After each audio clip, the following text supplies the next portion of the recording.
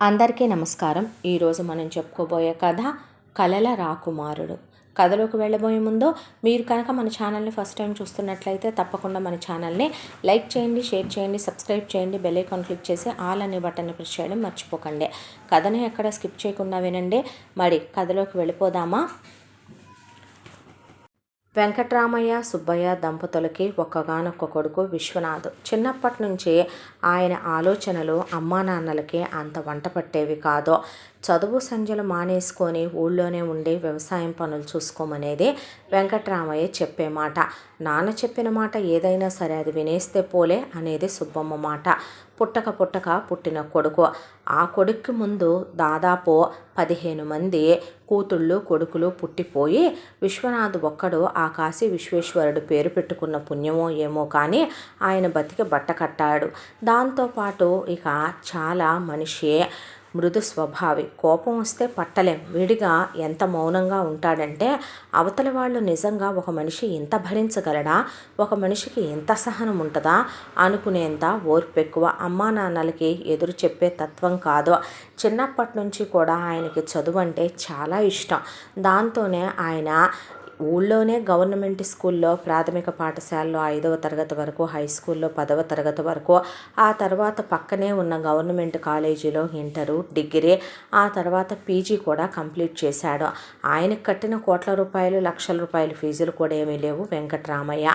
కానీ కొడుకు చదువుకోవటం అనేది మింగుడు పడని విషయం. ఎందుకంటే చదువుకున్న వాళ్ళకి ఎక్కడా లేని తెలివితేటలు వస్తాయి. అమ్మా నాన్నలకు ఎదురు చెప్తారు, వేరు కాపురాలు వెళతామంటారు. ఇలా ఏవేవో ఊహలు వాళ్ళవే. చాదస్తాలు అనుకోవాలేమో బహుశా ఇలాంటి వాటినే. ఇక విశ్వనాథ్కి చదువుతో పాటే ఆయన 6th క్లాసులో ఉన్నప్పటి నుంచి కథలు రాయడం, కవితలు రాయడం అంటే ఇష్టం. కానీ ఆయన ఇష్టాన్ని అమ్మా నాన్నలో చివరికి స్కూల్లో ఆ రోజుల్లో ఉన్న ఉపాధ్యాయులు అతి క్రమశిక్షణలో అనే దాంతో పిల్లల్ని ఎంకరేజ్లు చేయటాలు లాంటివి ఉండవు. కాబట్టి ఆయన ఆ కాస్త కోరిక అటకెక్కి కూర్చుంది. ఊహల్లో కలల్లో ఆయన తన భార్య గురించి ఆయనకి యుక్త వయసు వచ్చినప్పటి నుంచి చాలా ఊహించుకునేవాడు. భార్య అందంగా ఉండాలని, అలాగే ఆమె శీలవతి, గుణవతి అయి ఉండాలని, తనతో చాలా సరసంగా ఉండాలని, కావ్య నాయకిలా ఉండాలని, కలల రాకుమారిలా ఉండాలని ఆవిడ మీద ఆయనకి చాలా ఆశలుండేవి. అన్నీ భార్యతోనే అనుకున్న ఆయన పరాయి ఆడదాని వైపు కన్నెత్తి కూడా చూసేవాడు కాదు. ఆయన మంచి మనిషి, ఎత్తు, మంచి బాహుబలి లాంటి శరీరతత్వంతో ఉంటే చాలామంది అమ్మాయిలు ఆయన్ని ఇష్టపడేవాళ్ళు. ఆయన స్నేహితులే తల్లిదండ్రులు మన చెల్లికి చేసుకుందాం అడగమని, అక్కకి చేసుకుందాం అడగమని ఇలా చాలామంది అడిగించిన వాళ్ళు కూడా ఉన్నారు. కానీ నవ్వేసి ఊరుకునేవాడు అన్నిటికీ. నా తలరాతలో దేవుడు ఒకళ్ళని రాసే ఉంటాడు, వాళ్ళనే దేవుడు పంపిస్తాడు. నేనెవరికి అన్యాయం చేయలే. నాకు గలగలా మాట్లాడే గోదారిలా ఉండే అమ్మాయే, మంచి మనసున్న అమ్మాయే, చలాకీగా ఉండే అమ్మాయి, నన్ను అర్థం చేసుకునే అమ్మాయి, నన్ను గుండెల్లో పొదువుకొని చూసుకునే అమ్మాయే. భర్త అంటే తనలో నుంచి వేరైనటువంటి ఒక వ్యక్తి కాదు, తనలో సగం అనుకునేలాంటి అమ్మాయి నాకు కావాలనేదే ఆయన ఉద్దేశం. ఎప్పుడైతే విశ్వనాథ్కి పీజీ కంప్లీట్ అయిందో పక్కనే ఉన్నటువంటి ఆయనకి సిటీలో ఒక ఉద్యోగం వచ్చింది ప్రైవేట్ కంపెనీలోనే. కానీ చాలా మంచి జీతం. అదే కాక విశ్వనాథ్ కష్టపడి పని చేయటం, దానికి తోడు ఆ ఓనర్స్ కూడా మంచివాళ్ళు కావటంతో ఆయనకి కోరి మరీ ప్రమోషన్లు వచ్చి శాలరీ కూడా పెరిగిపోయింది. శాలరీ ఏమీ వెంకట్రామయ్యకి ఆయన ఇవ్వాల్సిన అవసరం లేదు. ఆయన తన అకౌంట్లోనే పడేసుకుని ఉంచుకునేవాడు.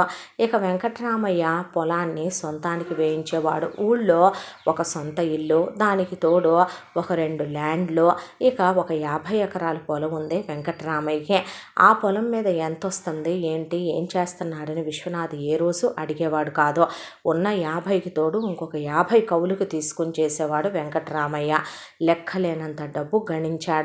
సుబ్బమ్మ పుట్టింటి బంగారం, అత్తింటి బంగారం, పిల్లలు లేని గొడ్రాళ్ళు అయినటువంటి 7 తరాల్లో ఉన్నటువంటి ముసలమ్మల్ని తీసుకొచ్చి ఇంట్లో ఉంచి ఆఖరి క్షణాల్లో వాళ్ళకి సేవలు చేసి, వాళ్ళకెటు పిల్లలు లేరు కాబట్టి వాళ్ళ దగ్గర నొక్కిన బంగారమే లాకర్ల నిండా కుప్పలు తెప్పలుగా మూటలు మూటలు కట్టి పెట్టొచ్చేవాడు వెంకట్రామయ్య. ఏంటో ఈ అత్యాశలు. విశ్వనాథ్కి ఇదంతా అసలు అర్థమయ్యేది కాదు. ఆయన పట్టించుకునేవాడు కాదు. ఎంత ఆయనకు ఉద్యోగం వచ్చినా సిటీలో ఒక గది తీసుకొని ఉంటానన్నా ససేమిరా అన్నారు అమ్మా నాన్నలు. మెల్లమెల్లగా ఇవాళ సిటీకి వెళ్తానన్నావు, రేపు సిటీ అమ్మాయిని చేసుకుంటానంటావు, రేపు వేరు కాపురం వెళ్ళిపోతానంటావు, ఆ తర్వాత మా మొహం చూడనంటావు, ఆస్తులు వాటాలు పంచాలంటావు. అన్నీ నేను అన్నానా నాన్న అంటే, ఏమో ఇవాళ ఇక్కడ మొదలైంది రేపు ఎక్కడి దాకా వెళ్ళి ఆగుద్దో అనేసి నీకు పెళ్లి చేయాలనుకుంటున్నాం మేము, నువ్వు ఇక్కడి నుంచే అప్ అండ్ డౌన్ చేసుకోమంటే ఆయన ప్రాణం మీదకి వచ్చేది పాపం.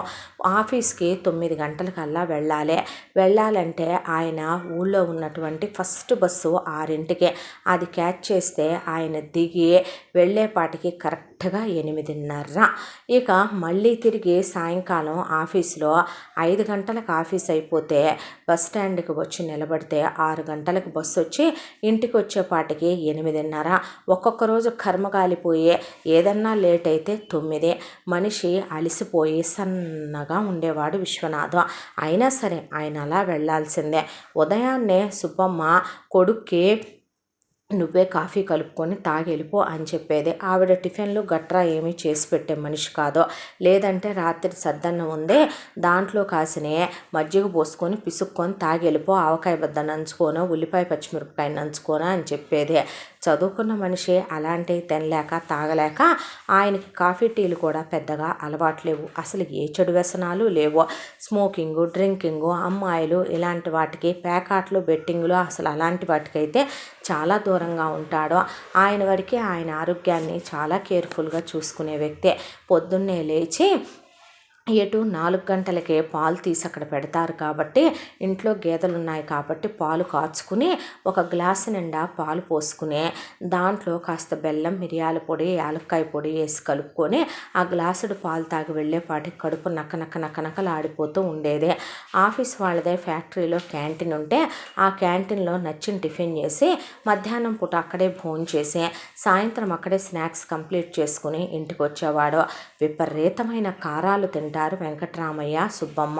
చిన్నప్పటి నుంచి చాలా లైట్గా కలుపుకొని సగం అందుకే బాడీకి అందాల్సిన మినరల్స్, విటమిన్స్, వైటమిన్స్ లాంటివి ఏవి వెళ్ళక మనిషి చాలా వీక్గా ఉండేవాడు. ఆయన డైలీ నాన్ వెజ్ వండుతారు, కాకపోతే ఆ నాన్ వెజ్ రక్తం రంగులో ఉంటుంది. అంత కారం పోసుద్ది సుబ్బమ్మ. ఇంటికి వచ్చి రోజు ఏ పెరుగన్నమో లేదంటే గనక ఏ పప్పుచారు, పప్పులు లాంటివి లైట్గా కలుపుకొనో తిని పడుకుండిపోయేవాడు ఆయన. ఇక ఒక రోజున నీకు సంబంధం చూసామని బాంబు పేల్చారు వెంకట్రామయ్య, సుబ్బమ్మ. సడేనని ఆయన అమ్మాయి ఎంత అందంగా ఉంటుందో, ఎలా ఉంటుందో అని చూడ్డానికని చెప్పి వెళ్తే, మేము ఆల్రెడీ ఖాయం చేసేసాం, అమ్మాయి మాకు నచ్చింది, వాళ్ళ కుటుంబం మాకు నచ్చిందే, అమ్మాయినే మేముగా సెలెక్ట్ చేసాం అని చెప్పి నువ్వు చూడటానికి నువ్వు చెప్పటానికి ఏమీ లేదురా వెధవా, నీకు నచ్చినా నచ్చకపోయినా నువ్వు మూసుకొని చేసుకోవాలని ఇండైరెక్ట్గా చెప్పి తీసుకుని వెళ్ళారు ఆయన్నే. వెళ్ళి విశ్వనాథం భార్యని చూశాడు. ఇక అమ్మాయి పేరు కవిత అని. నేను మాట్లాడతానంటే మాకు ఇలాంటి పల్లెటూరులో వల్ల కాదన్నారు వాళ్ళు. ఆవిడ మాట్లాడటానికి అంత సుముఖంగా ఉన్నట్టేం అనిపించలేదు. తలెత్తి ఒకసారి ఆయన్ని చూసి తల దించేసుకుందే. ఇక ఆ తర్వాత వెంటనే ఆయన కాదంటానికి ఏమీ లేదు కాబట్టి ఆ రోజే నిశ్చయితాంబూలాలు మార్చేసుకొని వీళ్ళిద్దరికీ పెళ్లి జరిపించేశారు. శోభనం ఏర్పాట్లు చేశారు. ఆ రోజు భార్యతో మాట్లాడదాం అనుకున్నాడు ఆయన. ఒకటే మౌనం. ఆ మౌనంలో ఒక మాట ఉండదు, పలుకు ఉండదు.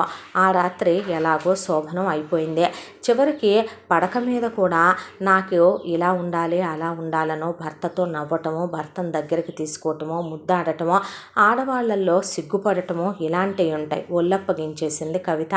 ఆయనకి మనసంతా ఏదో విరక్తిగా విరిగిపోయినట్టుగా అనిపించింది. శరీరాలు కలిసినాయి ఆ రాత్రికే. అయిపోయిన తర్వాత ఇక 16 రోజుల పండుగ అయిపోయి అటు నిద్రలు అయిపోయిన తర్వాత ఆయన ఆఫీస్కి వెళ్ళటం మొదలుపెట్టాడు.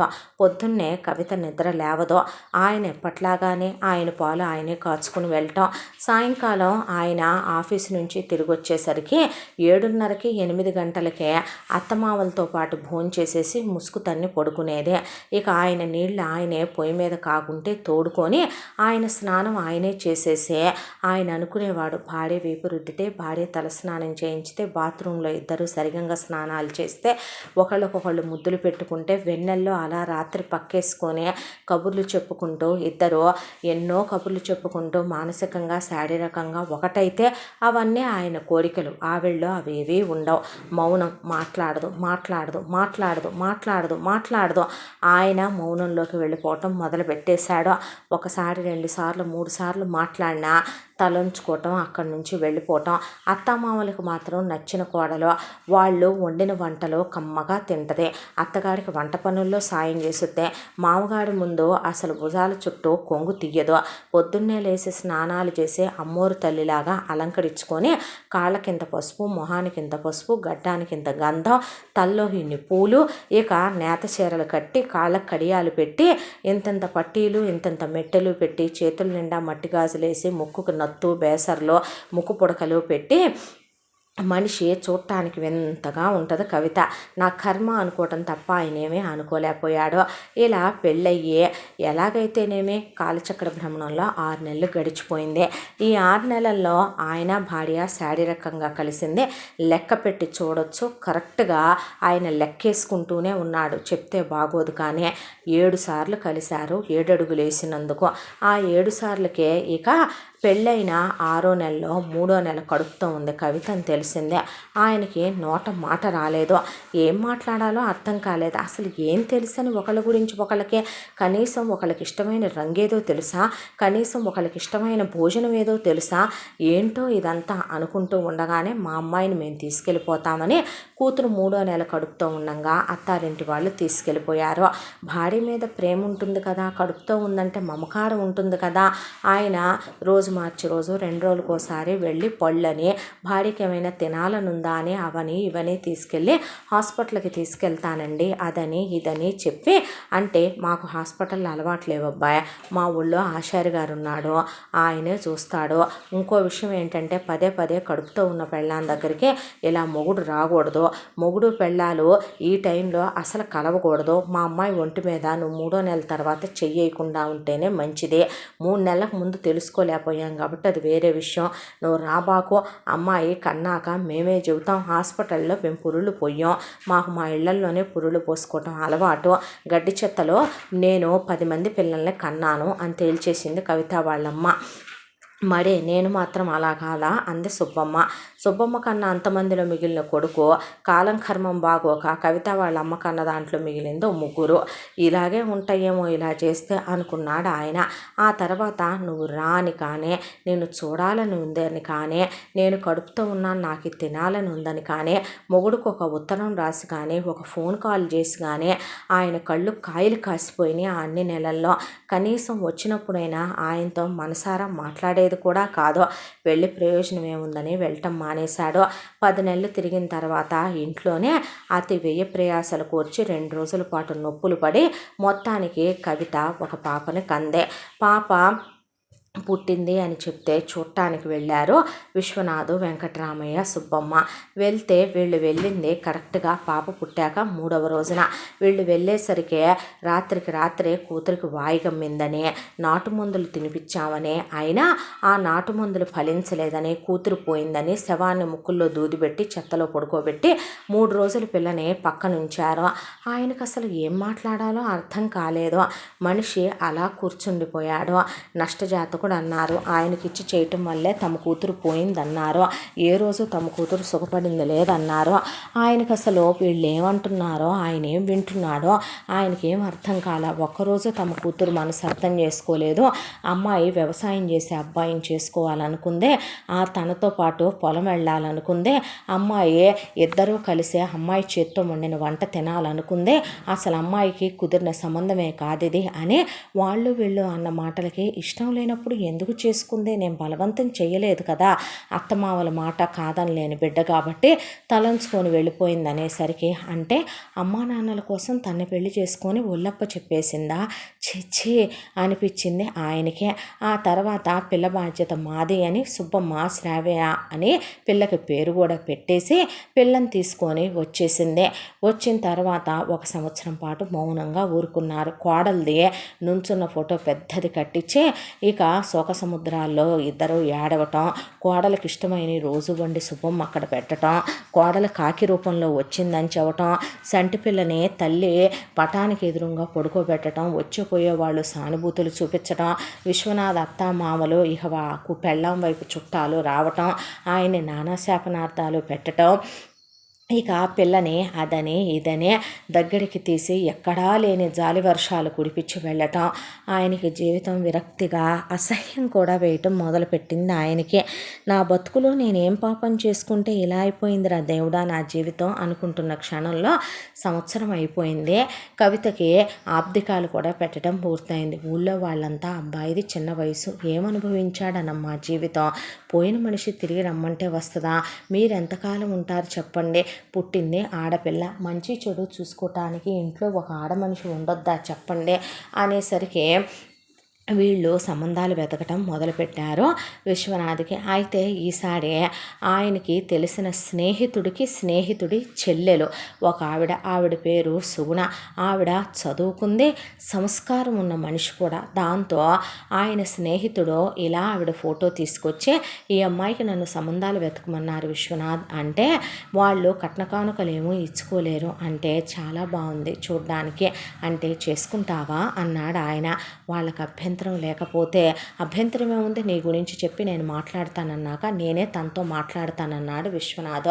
వెళ్ళి సుగుణతో మాట్లాడి జరిగిన విషయం పోసగుచ్చినట్టు చెప్పి, భార్య అంటే ఎలా ఉండాలనుకుంటున్నాడో అది కూడా చెప్తే, నాకు కూడా నా భర్త ఇలాగే ఉండాలి అని కొన్ని నిబంధనలు ఉన్నాయండి, మీరు దానికి తగినట్టుగానే ఉన్నారు అంద ఆవిడ. ఆ తర్వాత ఇక వీళ్ళు ఇంకో హప్పలమ్మని ఎత్తుక్కొచ్చారు ఆయనకి. నేను ఆల్రెడీ ఒక అమ్మాయిని చూసుకున్నాను, తన్నే చేసుకుంటాను, తన పేరు సుగుణ అని చెప్తే, మనది వాళ్ళదే ఒకటే కులమేలే అన్నాడు. అంతకు మించి ఏం చెప్పలా. చదువుకున్న ఆడదానికి ముట్టె పొగరు ఉంటుంది, అహంకారం ఉంటుంది, బలుపు ఉంటుంది, లెక్కలేనితనం ఉంటుంది, విచ్చలవిడితనం ఉంటుంది, అలాంటి ఆడదాన్ని చేసుకోవటానికి వీల్లేదు, పిల్లని తల్లిలా చూడలేదని సుబ్బమ్మ చాలా రాగాలు తీసిందే. ఇక విశ్వనాథం మొండిపట్టు పట్టేసరికి సుగుణకి విశ్వనాథ్కి వివాహం జరిపించేశారు. వచ్చి రావటంతోనే బిడ్డని చేతుల్లోకి తీసుకుని సొంత తల్లిలాగానే చూసుకునేది సుగుణ. అయితే విశ్వనాథ్ కళ తీరిపోయింది. ఆ తర్వాత వాళ్ళిద్దరికీ ఫస్ట్ నైట్లు జరిగినాయి. నిజంగా ఆయన కళల కన్నా కావ్య సుందరి ఎలాగైతే ఉంటుందో ఆయన భార్య ఆయనతో అలాగే ఉండేదే.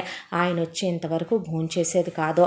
పొద్దున్నే 5 గంటలకే లేచి ఆయన కోసమనే వేడివేడిగా టిఫిను, అలాగే ఆయన కోసం కమ్మగా పాలు కలిపి, ఆ తర్వాత ఆయనకి ఫ్రూట్స్, అలాగే రోజు ఏదో ఒక స్వీటు తాంబూలంతో సహా భోజనం వండి ఆయన కోసం క్యారియర్ కట్టి ఇచ్చి నవ్వుతూ టాటా చెప్పి పంపించేదే.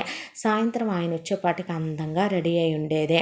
ఆయన రాగానే గబగబా టిఫిన్ తీసుకొచ్చి పెట్టి నీళ్లు తోడి ఆయనకి ఒళ్ళు రుద్ది స్నానం చేయించి, తలస్నానం చేయించి, తల తుడిచి ఆయనతో సరసాలాడుతూ వెన్నెల్లో పక్కేసి ఆయనతో మాట్లాడుతూ ఆయన మీద మల్లెపూలు విసిరేస్తూ ఆయనతో చాలా సరసంగా ఉండేదే. ఇక ఆయనకి జీవితానికి ఇంకేం కావాలి దేవుడా అన్నంత ప్రేమ కలిగిపోయింది ఆవిడ మీద. పిల్లని చాలా బాగా చూసుకునేదే. ఆ తర్వాత మళ్ళీ వీళ్ళ పెళ్ళే 6 నెలలు. తీరా చూస్తే సుగుణకి 3వ నెల. కానీ సుగుణ వాళ్ళ అమ్మా నాన్న కవిత వాళ్ళ అమ్మా నాన్నలా మా కూతుర్ని తీసుకెళ్తాం అనే మనుషులు కాదు, నేనే చూసుకుంటాను విశ్వనాథ్ అంటే, అలాగేలే బాబు జాగ్రత్త అయ్యా అని వచ్చి చూసెళ్ళేవాళ్ళు వాళ్ళు. ఆవిడికి పుట్టింటి సీమంతం చేసిన మొహం తుమతుమలాడించుకుంటూ తప్పక సుబ్బమ్మ వాళ్ళు ఊళ్ళో వాళ్ళకి నెరసి అత్తింటి సీమంతం జరిపించారు.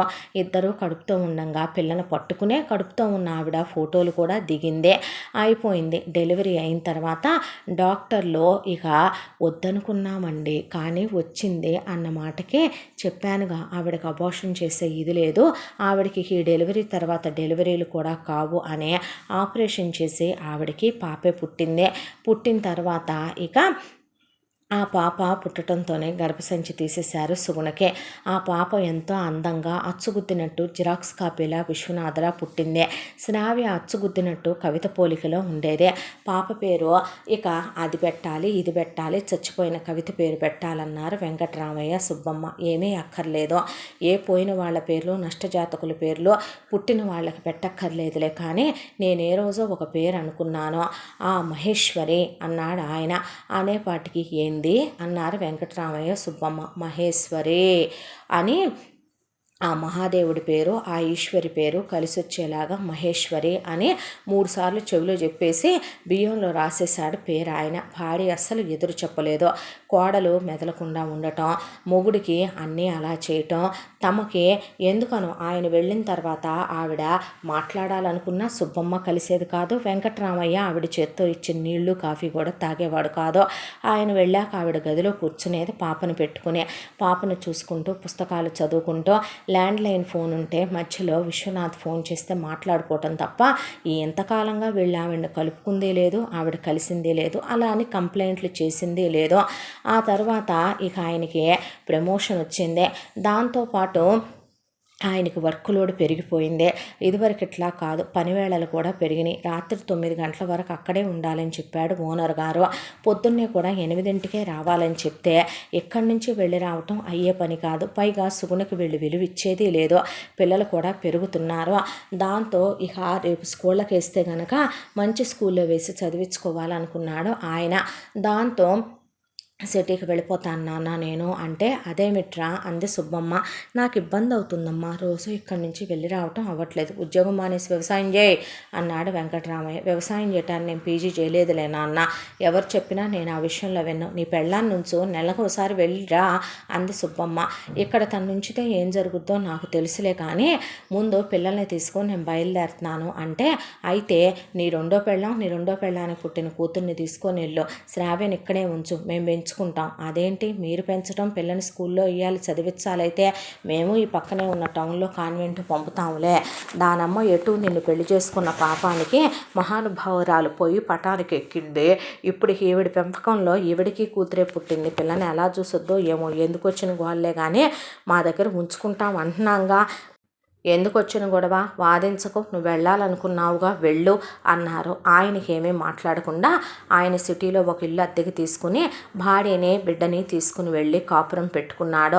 ఆ తర్వాత శ్రావ్యకి 10 ఏళ్ల వయసు వచ్చేంత వరకు వెంకటరామయ్య, సుబ్బమ్మ బతికే ఉండి, ఒక రోజున ఇక వెంకటరామయ్య పోయాడనే కబురు వచ్చింది. వెంకటరామయ్య పోయాడనే కబురు వస్తే వెళ్ళి తలకొరివి పెట్టాల్సిన బాధ్యత ఆయనకుంది కాబట్టి క్రతువులన్నీ పూర్తి చేయించిన తర్వాత ఇక ఊళ్ళో ఉన్న వాళ్ళందరూ కలిసి, మరి అబ్బాయి పేరు మీద ఆస్తది ఉంది కదమ్మా, లెక్కలు చెప్పాలిగా అని అడిగారు సుబ్బమ్మని. అడిగితే ఆయన పోతూ మొత్తం పెద్ద మనవరాలు పేరు మీద పెట్టిపోయాడు పూచక పుల్లతో సహా అని చెప్పింది సుబ్బమ్మ. ఊళ్ళో వాళ్ళంతా అదేమిటమ్మా అలా చేయటం ఏంటి? అవునయ్యా, నా పెద్ద కోడలు దేవత, నా పెద్ద కోడలు ఉన్న 6 నెలల్లో ఏ రోజు నోరెత్తి మాట్లాడింది లేదు, చదువుకున్నది కాదు, పెద్ద కొంపలు మింగే తెలివితేటలు లేవో, రేపొద్దున ఈయనగారు రెండో పెళ్లి చేసుకొని ఒక కూతుర్ని కన్నాడు, ఈ మహారాణి మా మనవరాలను చూసుద్దని గ్యారంటీ ఏంటి?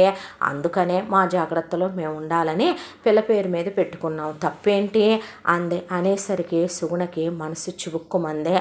కొడుకు బతికున్నప్పుడు, కొడుకు మంచివాడైనప్పుడు మనమేమీ పాపని కాదనుకోలేదు, పాపని వద్దనుకోలేదు, పాపని మనం మన బిడ్డగా స్వీకరించకుండానూ లేము, పెంచకుండానూ లేము. మామయ్య గారు చేసిన పని హర్షించదగిందేనండి అనేసరికి, బాధపడుతున్నావా సుగుణ అన్నాడు విశ్వనాథ్. చాచా, ఎందుకండి బాధపడటం, మీరు లేరా నాకు? ఆ రోజు నేను మిమ్మల్ని చూసే చేసుకున్నానండి, మీ వెనక ఏదుందని కాదు, కానీ నేనెంత దగ్గరవుదామన్నా నన్ను కలవనివ్వలా, నా బిడ్డని కలవనివ్వలేదు, ఆ పిల్లని నన్ను కలవనివ్వలేదు. చివరికి తర్వాత అత్తయ్య మావయ్య వాళ్ళ మొండితనం నెరవేర్చుకుని ఆస్తులతోనే మనుషుల ప్రేమ బంధాలు ముడిపడి ఉంటాయా అండి? అలా మీరుండగా పాప పేరు మీద పెట్టి మిమ్మల్ని అవమానించడం ఏంటని బాధ అనిపించిందండి. మీరు నా భర్త కదా అందావిడ. ఆ రాత్రి పడుకున్న సుబ్బమ్మ ఇక తెల్లారేపాటికి లెగవలేదు మొగుడు మీద దిగులతో. మళ్ళీ తల్లి కర్మకాండలు చేసి దశదిన కర్మలు అయిపోయిన తర్వాత 10 ఏళ్ళు పెద్ద పిల్లకే. ఇంకా ఆయన ఇక్కడ ఏమని ఉంచుతాడో. దాంతో ఇక 2 ఏళ్ళు చిన్నది చిన్నపిల్ల. ఇక తీసుకొని పదమ్మ వెళదామని చెప్పి బయలుదేరిపోతే పెద్దమ్మాయి అచ్చు వాళ్ళమ్మ కవితలాగా అసలేమీ మాట్లాడదు. ఇక చిన్నమ్మాయి మాత్రం మహేశ్వరి చాలా చలాకీగా సుగుణలాగా సరదాగా ఉండే తత్వం. ఆవిడ ఇద్దరు పిల్లల్ని సమానంగా చూసేది. శ్రావ్య కూడా అమ్మ అని పిలిచేది సుగుణనే. ఆవిడేమీ నువ్వు నన్ను పిన్ని అని పిలువని ఎప్పుడూ అనేది కూడా కాదు. ఇక పిల్లలిద్దరినీ ఇక్కడికి తెచ్చాక ఆయన జీతంతోనే ఆయన పిల్లల్ని స్కూల్లో వేసి చదివించడం మొదలుపెట్టాడు. చిన్నప్పటి నుంచి పిల్లలు ఇద్దరి కూడా అసలు నార్త్ పోలు సౌత్ పోల్ లాంటి మనస్తత్వాలు. పెద్దమ్మాయి అసలు మాట్లాడదు, చిన్నపిల్ల గలగలా మాట్లాడుద్ది. పెద్దమ్మాయి అసలు వెస్ట్రన్ డ్రెస్సులు వేసుకోదు. చిన్నమ్మాయి జీన్స్ ప్యాంట్లు, టీషర్ట్లు, మిడ్డీలు, స్కర్ట్లు అలాంటివి వేసుకుంటుంది. పెద్దమ్మాయి శాస్త్రీయ నృత్యం సంగీతం నేర్చుకుంటే చిన్నమ్మాయి వెస్ట్రన్ మ్యూజిక్ వెస్ట్రన్ డ్యాన్స్ నేర్చుకుంది. పెద్దమ్మాయి క్యారమ్స్ లాంటివి ఆడితే చిన్నమ్మాయి చెస్ లాంటివి అలాగే బ్యాడ్మింటన్ లాంటివి ఆడేదే. ఇక తత్వాలు కూడా ఇద్దరి వేరువేరుగా ఉండేదే. పెద్దమ్మాయి ఏదైనా కావాలంటే నోట్లోంచి మాట అసలు బయటికి రాదు. మహి విషయానికి వస్తే నాన్న నాకు ఇది కావాలి, అమ్మ నాకు ఇది కావాలని మొహం మీదే అడిగేసి అక్క ఈరోజు స్కూల్లో ఇలా శాస్త్రీయ నృత్యం గురించి ఏదైనా ప్రోగ్రామ్ ఇమ్మన్నారు, నాకు డాన్స్ నేర్పించవా, అలాగే అక్క నాకు ఇది నేర్పించవా అది నేర్పించవా అని పిల్లలిద్దరు కూడా చాలా బాగుండేవాళ్ళు. పోనీలే దీనికి వాళ్ళ అమ్మ గుణాలు వాళ్ళ నానమ్మ తాతయ్య గుణాలు అబ్బలేదని ఆయన కూడా ప్రశాంత పడుతూ ఉండేవాడు. కాలచక్ర భ్రమణంలో రోజులు తరలిపోయినాయి. పిల్లలిద్దరి హాబీస్ కూడా వేరువేరుగా ఉండేవి. చదువు విషయంలో పెద్దమ్మాయి పర్టికులర్గా ఉంటే రెండో పిల్ల ఎందుకు భయపడాలి, లైఫ్లో చదువు ఒక్కటి మాత్రమే ఉంటుందా నాన్న, చదివిన వాళ్ళు ఎంత చదివినా ఒక రోజుకి నాకు అన్నొచ్చినాయి ఇన్నొచ్చినాయి మార్కులని చెప్పుకుంటే జాబులు వస్తాయా, లేదు నాన్న మనలో ఉండేటటువంటి స్కిల్స్ని బట్టే వస్తాయి అని చెప్పేది రెండో పిల్ల. ఆయనకి పిల్లలిద్దరన్నా కూడా మమకారమే, ఆవిడికి పిల్లలిద్దరన్నా కూడా ప్రేమే. కాకపోతే రెండో పిల్ల కల్లా కపటం లేనిది ఏదన్నా మొహం మీదే చెప్పుద్దనే చిన్నపిల్లని కాస్త గారాబం ఎక్కువ. కాలచక్ర భ్రమణంలో పిల్లలు పెరిగి పెద్దవాళ్ళు అయ్యారో ఇద్దరికీ ఆయన స్కూటీలు కొనిచ్చాడో. ఇన్నేళ్ల కష్టార్జితాన్నంతా పోగు చేసి ఆయన ఒక స్థలం కొని ఇల్లు కట్టి ఇంటి పేరు సుగుణ నిలయం అని పేరు పెట్టాడు. పేరు పెట్టి గృహప్రవేశం చేసుకొని ఇంట్లోకి వెళ్ళిపోయారు. వెళ్ళిపోయిన తర్వాత పెద్దమ్మాయి ఇంటరు, ఆ తర్వాత ఇంజనీరింగు, ఆ తర్వాత పీజీ చేస్తానని తన భవిష్యత్తు ప్రణాళిక గురించి కూర్చోబెట్టి ఆయన అడిగితే ఇలా చెప్పి దాని ప్రకారం చదువుకుంటూ వెళ్ళిపోయింది. మహేశ్వరి మాత్రం ఇంటర్ అయిపోయిన తర్వాత నేను డిగ్రీకి వెళ్తాను నాన్న, డిగ్రీకి వెళ్ళి పీజీ చేస్తాను అందే. నీ ఇష్టమమ్మా అన్నాడు ఆయన. చిన్నమ్మాయి ఇలా చదువుకుంటూ వెళ్ళిపోయింది. ఇద్దరు కూతుళ్ళవి పీజీలు అయిపోయినాయి. పెద్దమ్మాయిని ఏమ్మా జాబ్కి వెళ్తావా, పెళ్లి చేసుకుంటావా, సంబంధాలు చూడనా అని అడిగాడు ఆయన. నాకు ఇప్పుడప్పుడే పెళ్లి చేసుకొని మిమ్మల్ని అందరినీ వదిలి వెళ్ళాలని లేదు నాన్నగారు, నేను కొంతకాలం పాటు మీతోనే ఉండాలనుకుంటున్నాను. కొన్నాళ్ళు నానమ్మ తాతయ్యతో, ఆ తర్వాత చదువులోనే సరిపోయింది, మీతో సమయం గడిపినట్టే అనిపించట్లేదు, కొన్నాళ్ళు ఉండనివ్వరు నన్ను అని అడిగిన తర్వాత అది కాదమ్మా అంటే పోన్లే ఉంటానంటోందిగా అంది సుగుణ. దీనికి పెళ్లి చేయకుండా చిన్నపిల్లకి పెళ్లి చేయగలమా అంటే నేను ఇప్పుడు పెళ్లి చేసుకుంటానని అన్నానా నాన్న అంది మహేశ్వరి. అదేంటమ్మా అంటే అక్కే ఇప్పుడే కాదంటుంటే నాకేం కంగారు వచ్చింది, నేను దానికన్నా 2 ఏళ్ళు చిన్నదాన్ని అయితే అని గారాలు పోయింది మహేశ్వరి. సరిపోయారు మొత్తానికి అనేసి వెళ్ళింది సుగుణ. అయితే ఒక రోజున నాన్న నీకో విషయం చెప్పేది అంది. ఏమిటమ్మా అన్నాడు విశ్వనాథ్ గారాలు పోతూ ఆయన ఒళ్ళో పడుకొని. నేను నా ఇంటర్మీడియట్ అప్పటి నుంచి నా ఫీలింగ్స్ కళలు, నేను అలాగే నా కళల రాకుమారుడు ఒకడు వస్తే ఎలా ఉంటాడో ఎలా ఉండాలో అని ఊహించుకుంటూ నేను ఒక బుక్ రాశాను నాన్న, అది నువ్వు చదవ్వు అని తండ్రి చేతిలో పెట్టింది. ఆయనకు ఆశ్చర్యం కలిగింది. చిన్న చిన్నప్పటి నుంచి చిన్నపిల్ల చిన్న చిన్న స్టోరీస్ రాస్తుంది. స్కూల్లో చిన్న చిన్న ఏదైనా డ్రామాలకి స్కిట్లు లాంటివి కావాలంటే కనుక రాసివ్వటం ఆయనకి ఆవిడకి ఇద్దరికీ తెలుసు. కానీ బుక్ రాసిందనేపాటికి ఆయన ఆశ్చర్యపోయి పిల్లని ఒళ్ళో పడుకోబెట్టుకొని మొదలుపెట్టినోడు, ఏమండి భోజనానికి రండి, అబ్బా వద్దు ఇక్కడికే తీసుకురా, ఆవిడే కలిపి తినిపించేసి తీసుకెళ్ళింది ఆయనకి కూతురుకే. కూతురు అలా ఆయన ఒళ్ళో పడుకుండిపోయిందే. పిల్లని అలాగే పడుకోబెట్టుకొని నిద్రపోరా ఏమిటండి మీరు, నువ్వు అరవకుండా పడుకో సుగుణ అనేసరికి రాత్రంతా ఆయన అలాగే ఆపకుండా చదువుతూనే ఉన్నాడు ఆ పుస్తకం. తెల్లవారి 9ంటికి ఆ పుస్తకం కంప్లీట్ అయ్యాక అప్పుడు ఒళ్ళు విరుచుకొని లేచి కాఫీ ఇవ్వు అన్నాడు ఆవిడనే. ఏం చేదస్తామండి మీరును మీది అనేసరికి బ్రహ్మాండంగా ఉందిరా తల్లి అని పిల్లని కౌగిలించుకొని ముద్దులు పెట్టుకున్నాడు. పబ్లిష్ చేయించేదా అని అడిగితే వద్దు నాన్న. ఏమ్మా అని అడిగితే నాకు మళ్ళీ దానివల్ల కాంట్రవర్సీస్ వస్తాయేమో, నాకు అలా ఇష్టం లేదు నాన్న, నేనైనా ఎవరి కోసం రాయలా, నా కోసం నేను రాసుకున్నాను అని చెప్పిన తర్వాత సరిపోయిందిలే కానీ లేచి స్నానాలు చేసి మీరు ఒక 2 గంటలు పడుకొని వెళ్ళండి ఆఫీస్కి అన్న తర్వాత ఆయనకి ఎందుకో మనసు అలా వదిలేయాలనిపించలేదు. దాంతో దాన్ని కాపీ తీసుకొని ఒక పబ్లిషర్ దగ్గరికి వెళ్తే చదివిన పబ్లిషరు ఆనందంలో తేలిపోయి ఊహల్లో ఊయలు లూగుతూ ఉంటే, సార్ పబ్లిష్ చేస్తారా, బ్రహ్మాండంగా, ఎందుకు చేయను అని ఆయన పబ్లిష్ చేయడానికి ఒప్పుకున్నాడు. ఆ బుక్ ఇక అలా రిలీజ్ అయిందో లేదో వాళ్ళే అడ్వర్టైజ్ చేసుకోవటం వల్ల హాట్ కేకుల్లాగా కాపీలు అమ్ముడుపోయినాయి. ఎక్కడ వెతికినా ఎంత వెతికినా దొరకనంత టైట్ అయిపోయినాయి ఆ కాపీలు. దాంతో పిల్లకి మంచి పేరు వచ్చింది. అయితే కలం పేరుతో రాసింది మహేశ్వరే, ఆ కలం పేరు యామిని, ఆ బుక్ పేరు కూడా యామినియే. అయితే ఆ బుక్ చాలా చాలా చాలా చాలా బాగుందని అందరూ అసలు పొగుడుతుంటే అలా ఎక్కడ న్యూస్ పేపర్లో చూసినా ఎవరి యామిని ఎవరు యామిని అని అడిగితే మహేశ్వరి దాకా ఆ విషయం వచ్చి నాన్న అనేపాటికి ఆయన సర్ప్రైజ్గా బుక్ ఇచ్చాడు. తండ్రిని కౌగిలించుకొని పబ్లిష్ చేయించావా నాన్న అనేపాటికి ఎవరి కళలు ఎప్పుడూ కూడా కనుమరుగైపోకూడదమ్మా. ఒకప్పుడు నేను చాలా కలలు కన్నాను ఇలాగే రాయాలి అని. కాకపోతే నా తల్లిదండ్రులు సహకరించే వాళ్ళు కాదు, ఒక రకంగా చెప్పాలంటే అర్థం చేసుకోలేని మూర్ఖులు. ఆ తర్వాత నా జీవితంలోకి వచ్చిన ఆవిడ నన్ను అర్థం చేసుకునే ఆవిడ కాదు. ఇహ మీ అమ్మ సంగతి అంటావా, మీ అమ్మ ఎంతసేపు కూడా అలా వచ్చింది, ఇలా క్యారీయింగ్ అంది, నిన్ను కంది, నన్ను బాధ్యతల్లో పెట్టేసింది, నేను ఉన్నాను అంది సుగుణ. ఆ తర్వాత ఈ అక్కని తీసుకురావటం, నువ్వు అక్క చదువుల్లో పడిపోవటం, నేను ఉద్యోగం టెన్షన్లో పడిపోవటం, ఆ తర్వాత మళ్ళీ నాకు రాయటమే కుదరలా, నీలో నేను కనపడ్డాను తల్లి అని చెప్పేసరికి ఆయన్ని కౌగిలించుకొని అక్క నా బుక్ పబ్లిష్ అయింది అనేపాటికి శ్రావ్య నవ్వి ఏదిటివ్వు అనే బుక్ మొత్తం చదివిందే. నిజం చెప్పవే శ్రావ్య, చెల్లి అంత బాగా రాసిందే, నేనే ఆ బుక్కుని 10 సార్లు చదివాను అనుకుంటే పబ్లిషరే దాన్ని 25 సార్లు చదువుకున్నాడు తెలుసా. అసలు హాట్ కేకుల్లా అమ్ముడుపోతున్నాయి, నా బంగారు తల్లికి ఎంత మంచి పేరు వచ్చిందో అని ఆయన మురిసిపోతూ ఇక సంతోషపడిపోయి రెస్టారెంట్కి వెళ్దాం పదండి భోజనానికి అని తీసుకెళ్ళాడు. ఇక్కడ కథ ఇలా జరుగుతూ ఉంటే ఆ నోట ఈ నోట ఒక అబ్బాయి దాకా చేరింది ఈ పుస్తకం విషయం. ఫ్రెండ్స్ అంతా ఆహా ఓహో చదివితే ఈ బుక్కే చదవాలి, అలా ఉంది ఇలా ఉంది అని చెప్పేసరికి అందులో తెలుసా ఒక అబ్బాయి ఒక అమ్మాయి ఉంటారు, ఆ అమ్మాయి ప్రియుడి కోసం ఎంత తపన పడుద్దో తెలుసా, చివరికి వాళ్ళు ఎలా కలిశారో తెలుసా, మధ్యలో డిస్టర్బెన్సెస్ ఎలా వస్తాయో తెలుసా అని చెప్పేసరికి ఈ తెలుసా తెలుసా ఎందుకు, ఆ బుక్ ఏదో తీసుకొని చదువుదామంటే అమ్మా మేమివ్వమన్నారు వాళ్ళు.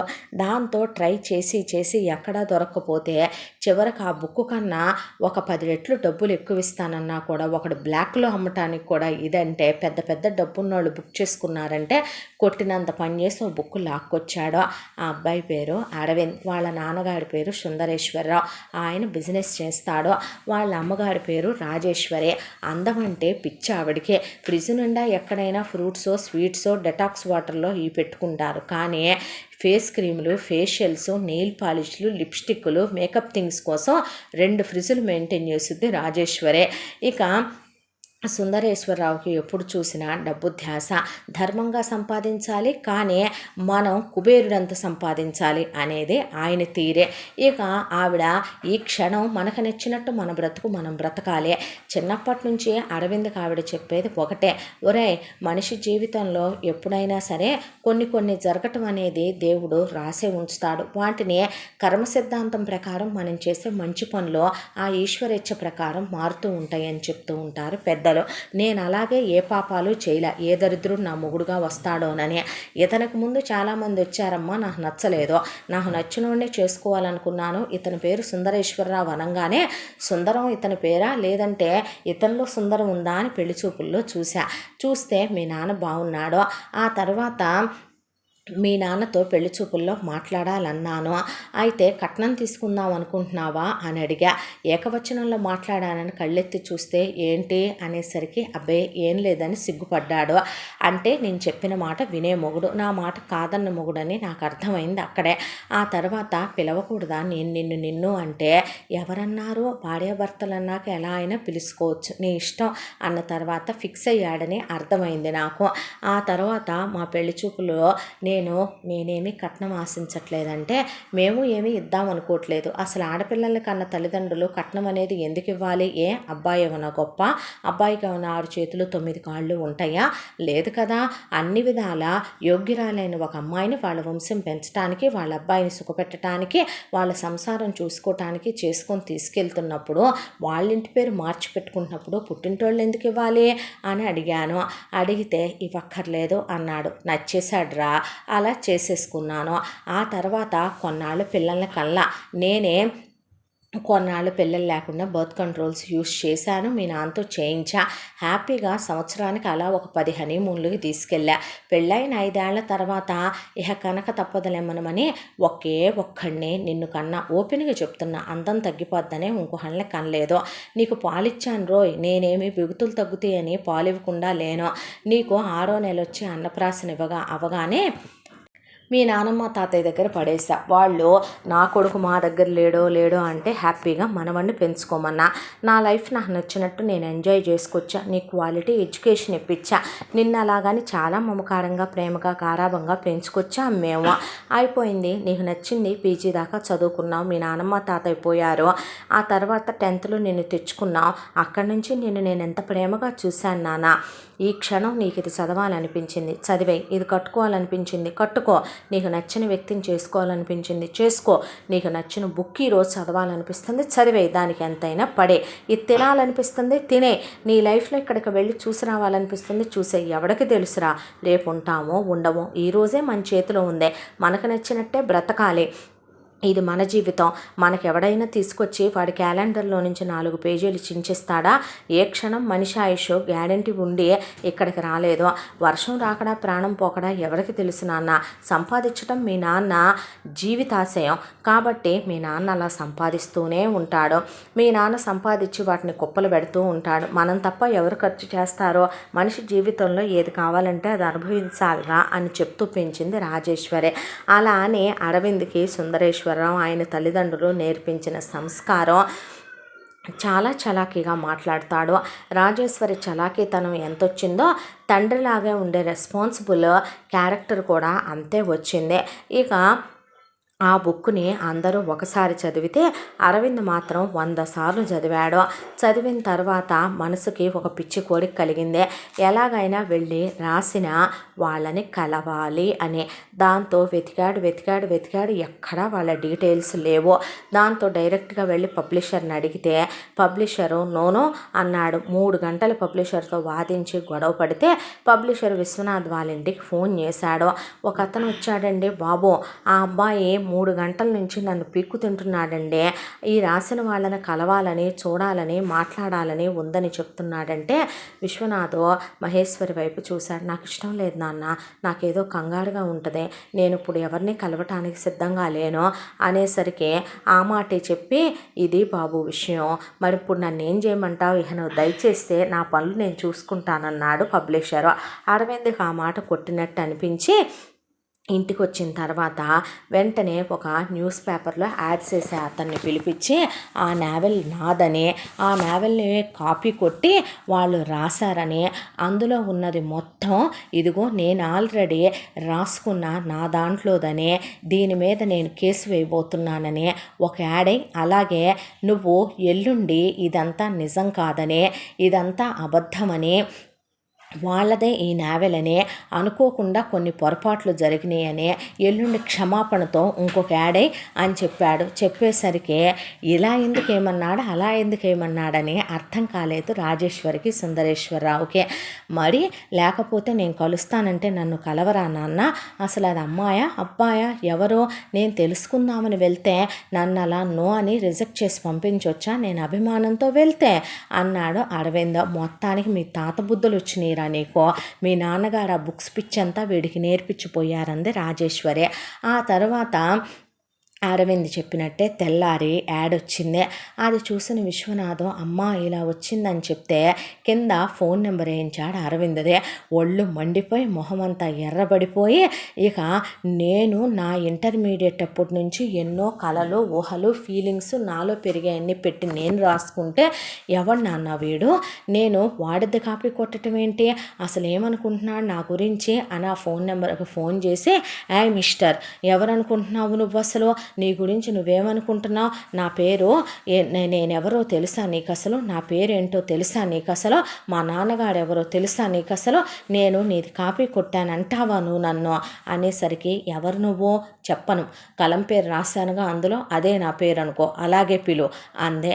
అనేసరికి సరే ఇంతకీ యామిని గారు ఒక విషయం చెప్పండి, మీరు అమ్మాయి అవునా అనేసరికి, మరి నేను మిమ్మల్ని కలుస్తానంటే ఎందుకు వద్దన్నారు, నేనెవరిని ప్రేమించట్లేదు, నాకు ప్రేమలు లాంటి నచ్చవు, హలో హలో హలో నేను మిమ్మల్ని అభిమానంతోనే కలవాలనుకున్నానండి, మీ బుక్కు నచ్చి మీరు రాసిన ఆ రచనా శైలి నచ్చి మీతో మాట్లాడదామనిపించింది, దాంతోనే మాట్లాడాలనుకున్న, ప్రేమ ఏంటండి బాబు అనేసరికి, నీకు పెళ్ళయిందా లేదు మీకైందా, నలుగురు పిల్లలు కూడా, ఎంతసేపు ఫోన్లో ఇలా వాదిస్తున్నారంటే మీ హస్బెండ్కి బదులు మీరు మాట్లాడారంటే అవ్వలేదని నాకు అర్థమైందిలే, కానీ ఏంటండి చిన్నపిల్లలాగా మీరు చాలా బాగా రాశారు బుక్, మిమ్మల్ని అభినందిద్దామని మీ ఇంటి దాకా వద్దామనుకున్నాను, అభిమానులకు ఆటోగ్రాఫ్ కూడా ఇవ్వరా మేడం మీరు, అలాగే మరొక విషయం ఏంటంటే నేను రోగ్నో చీటర్నో కాదులేండి, రేపు క్షమాపణని పొరపాటు జరిగిందని, ఇది మీ స్వహస్తాలతో మీరు రాసుకున్న నవలేనని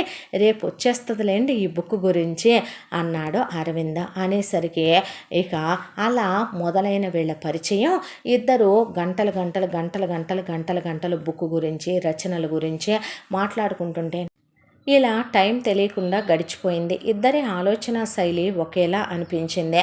ఒక అమ్మాయిని సపోర్ట్ చేస్తూ తన రచనలు బాగున్నాయని ఒక అబ్బాయి ఎంకరేజ్ చేస్తూ మాట్లాడుతున్నాడంటే, ఆ బుక్ చదివారా ఈ బుక్ చదివారా అంటే, లేదండి నేను బుక్కహాలిక్ కాదు, యాక్చువల్లీ ఏంటంటే అనుకోకుండా ఎందుకు కలిగిందో, ఇలా చిన్నప్పటి నుంచి ఒక చిన్న ఇది ఉండేది, అలా చిన్ని రాసుకుంటూ ఉండేదాన్ని, ఏదో 1 పేజు 2 పేజు స్టోరీస్ లేండి. ఆ తర్వాత అవి అలా కొంచెం నేను కాలేజ్ ఏజ్కి ఎదిగేపాటికి మా సారు మ్యామ్స్ నన్ను, నాలో ఈ స్కిల్ ఉందని తెలిసి కొంచెం డ్రామా రాసి పెట్టమ్మా, లేదంటే అలా స్కిట్ రాసి పెట్టమ్మా అని అడిగేవాళ్ళు. ఆ తర్వాత నాకే ఇంటర్మీడియట్కి వచ్చిన తర్వాత ఒక ఆశ కలిగింది, ఒక బుక్ రాయాలి అనుకున్నాను. ఆ రోజు నుంచి రాసుకుంటూ దానిలో ఎన్నో మార్పులు చేర్పులు చేసుకుంటూ వయసుతో పాటు నాలో మెచ్యూరిటీ వచ్చి నా పీజీ అయ్యేపాటికి దానికి ఒక రూపం వచ్చింది.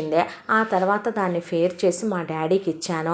మా డాడీ రాత్రంతా పడుకోకుండా దాన్ని చదివి ఆ తర్వాత నేను పబ్లిష్ చేయించొద్దనే అన్నానండి బాబు, చెప్పా పెట్టకుండా మా డాడీ దాన్ని పబ్లిష్ చేయించి ఇంత చేశాడు అని చెప్పుకొచ్చింది మహేశ్వరి గలగలా మాట్లాడటం అరవింద్కి చాలా నచ్చేసింది. అలా తెలియకుండానే ఇద్దరు గంటలు మాట్లాడుకునేవాళ్ళు. మహేశ్వరికి రాత్రంతా కూడా అరవింద్తో మాట్లాడటమే పని. ఇక ఇద్దరు ఒకళ్ళనొకళ్ళు చూసుకోవాలని కానీ, వీడియో కాల్ చేసుకోవాలని కానీ, ఒకళ్ళ పేరు ఒకళ్ళు అడగాలని కూడా మర్చిపోయి మరీ మాట్లాడుకునేవాళ్ళు. మీరు అనేది మహేశ్వరి. ఇక యామిని అని కలం పేరు పెట్టింది కాబట్టి అది పట్టుకొని మాట్లాడేవాడు అరవింద్. ఆ తర్వాత ఒకరోజు మీ పేరేంటి అని అడిగింది. అడిగితే చూసారా ఇన్ని నెలల మన పరిచయంలో మీరు నా పేరే అడగలేదు అనేసరికి ఇప్పుడు అడిగానుగా అరవింద్ అంటే చాలా బాగుంది మీ పేరు అన్న తర్వాత మరి మీ పేరు మీరు ఇలా పిలిస్తేనే బాగుందిలే అలానే పిలవండి మనం కలిసినప్పుడు చెప్తానులే అంది మహేశ్వరి. ఎవర్రా అని రాజేశ్వరి సుందరేశ్వరరావు అడిగితే ఆ రోజు నన్ను కలవలేదని బుక్ నేనే రాశానని యాడ్ వేయించాను కదమ్మా తనే అనేపటి అమ్మాయా అందావిడ. అన్నాక ఎవరటు అని అడిగింది మహేశ్వరి. మా మమ్మీ బ్యూటీ క్వీన్, మా డాడీ మనీ మైండెడ్ అని చెప్పి ఏ విషయం దాయకుండా అన్నీ చెప్పుకొచ్చాడు. తను చదువుకున్న విషయం, పర్సనల్ విషయాలు అన్నీ షేర్ చేసుకున్నారు. ఇలా 1 year కాలం గడిచిపోయింది. ఒకళ్ళని వదిలి ఒకళ్ళు ఉండలేరేమో, ఇద్దరి ప్రాణాలు ఒకటేనేమో అనేంతగా ప్రేమించుకోవటం మొదలుపెట్టారు. ఆ తర్వాత ఒక రోజున అరవిందే మహేశ్వరికి ఐ లవ్ యూ చెప్పాడు. ప్రేమిస్తున్నానన్నాడు, పెళ్లి చేసుకుందామన్నాడు, నువ్వు నాకు చాలా నచ్చావన్నాడు. తనకు కూడా చాలా చాలా ఇష్టం కలిగింది మహేశ్వరికి అరవింద్ అంటే. దాంతో నీ ఫోటో పెట్టవా అని అడిగింది. అడిగితే పెట్టాడు ఫోటో. పెట్టి తన పేరు కూడా చెప్పాడు కాబట్టి నిజంగానే రాముడి గురించి వింటమే తప్ప చూసింది లేదో. చాలా అందంగా ఉన్నావు నువ్వు అంటే నీ పక్కన బాగానే ఉంటానులే అన్నాడు. అనేసరికి ఏంటి అంత నమ్మకం నా మీద? నేను నల్లగా ఉండుండొచ్చు, బాగుండకపోయి ఉండొచ్చు, నేను అనాకాడిని కావచ్చు, పర్వాలేదు. అందం అనేది కళ్ళకు సంబంధించింది కాదు, మనసుకు సంబంధించింది. నేను నీ రచనల్ని ఎంత ఇష్టపడ్డానో, నీ మాటల్ని, నీ మనస్తత్వాన్ని అంచనా వేయగలిగాను ఫోన్ కాల్లో. ఎందుకో నువ్వు నాకు చాలా చాలా నచ్చేసావు. మనం పెళ్లి చేసుకుందామా అని అడిగేసరికి సిగ్గుపడిపోయింది. ముందైతే నాన్నగారికి చెప్పాలి, ఆ తర్వాత మిగతా విషయాలు. మా ఇంట్లో అయితే నేను ఆల్రెడీ మా అమ్మ నాన్నకి చెప్పేశాను, వాళ్ళేమీ నా మాట కాదనర్లే.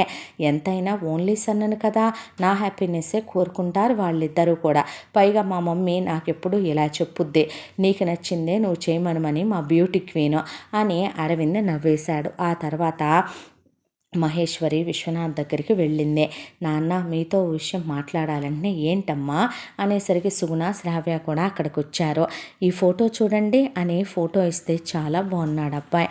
నో అనలేనంత బాగున్నాడా నాన్న? అవునమ్మా నో అనలేనంత బాగున్నాడు. ఎస్ అని దేనికనాలి అన్నాడు ఆయన. మీ చిన్నల్లుడిగా ఎస్ అనాలి అని. అక్క చూసావా ఎలా ఉన్నాడు అంటే నవ్వుతూ శ్రావ్య తలాడిచ్చింది. సుగుణ చాలా బాగున్నాడండి నిజంగానే, అబ్బాయి బంగారు కొండలాగా ఉన్నాడు. ఏం చేస్తాడమ్మా అని అడిగితే ఫార్మాలిటీ కోసం పీజీ అయిపోయిందమ్మా, జాబ్ చేస్తున్నాడు. ఇతను ఎవరే అంది సుగుణ. నీ క్లాస్మేటా? కాదు కాదు, నాన్నగారు నా బుక్ పబ్లిష్ చేయించితే ఆ రోజు తిట్టుకున్నామా, నోటీస్ ఇచ్చాడా, అతనేనమ్మా. ఓ మీరు ఫ్రెండ్స్ అయిపోయారా? ఆ తర్వాత ఒకరినొకళ్ళని చూడకుండానే ప్రేమించేసుకున్నాం కూడా నాన్న అన్న తర్వాత అంత నచ్చాడా అమ్మా అని అడిగాడు ఆయన. నాన్న ఓకే అనవా అంటే నో అనటానికి నువ్వు నాకేం మిగిల్చావని ఇంకా అన్న తర్వాత రమ్మని చెప్పేదా అంది. అంటే ముందు మన కులదేవత గుడికి వెళదామమ్మా, అమ్మవారి దగ్గరికి వెళ్ళి అమ్మవారికి పసుపు కుంకుమలు సమర్పించి వచ్చిన తర్వాత రమ్మనమని చెప్పు.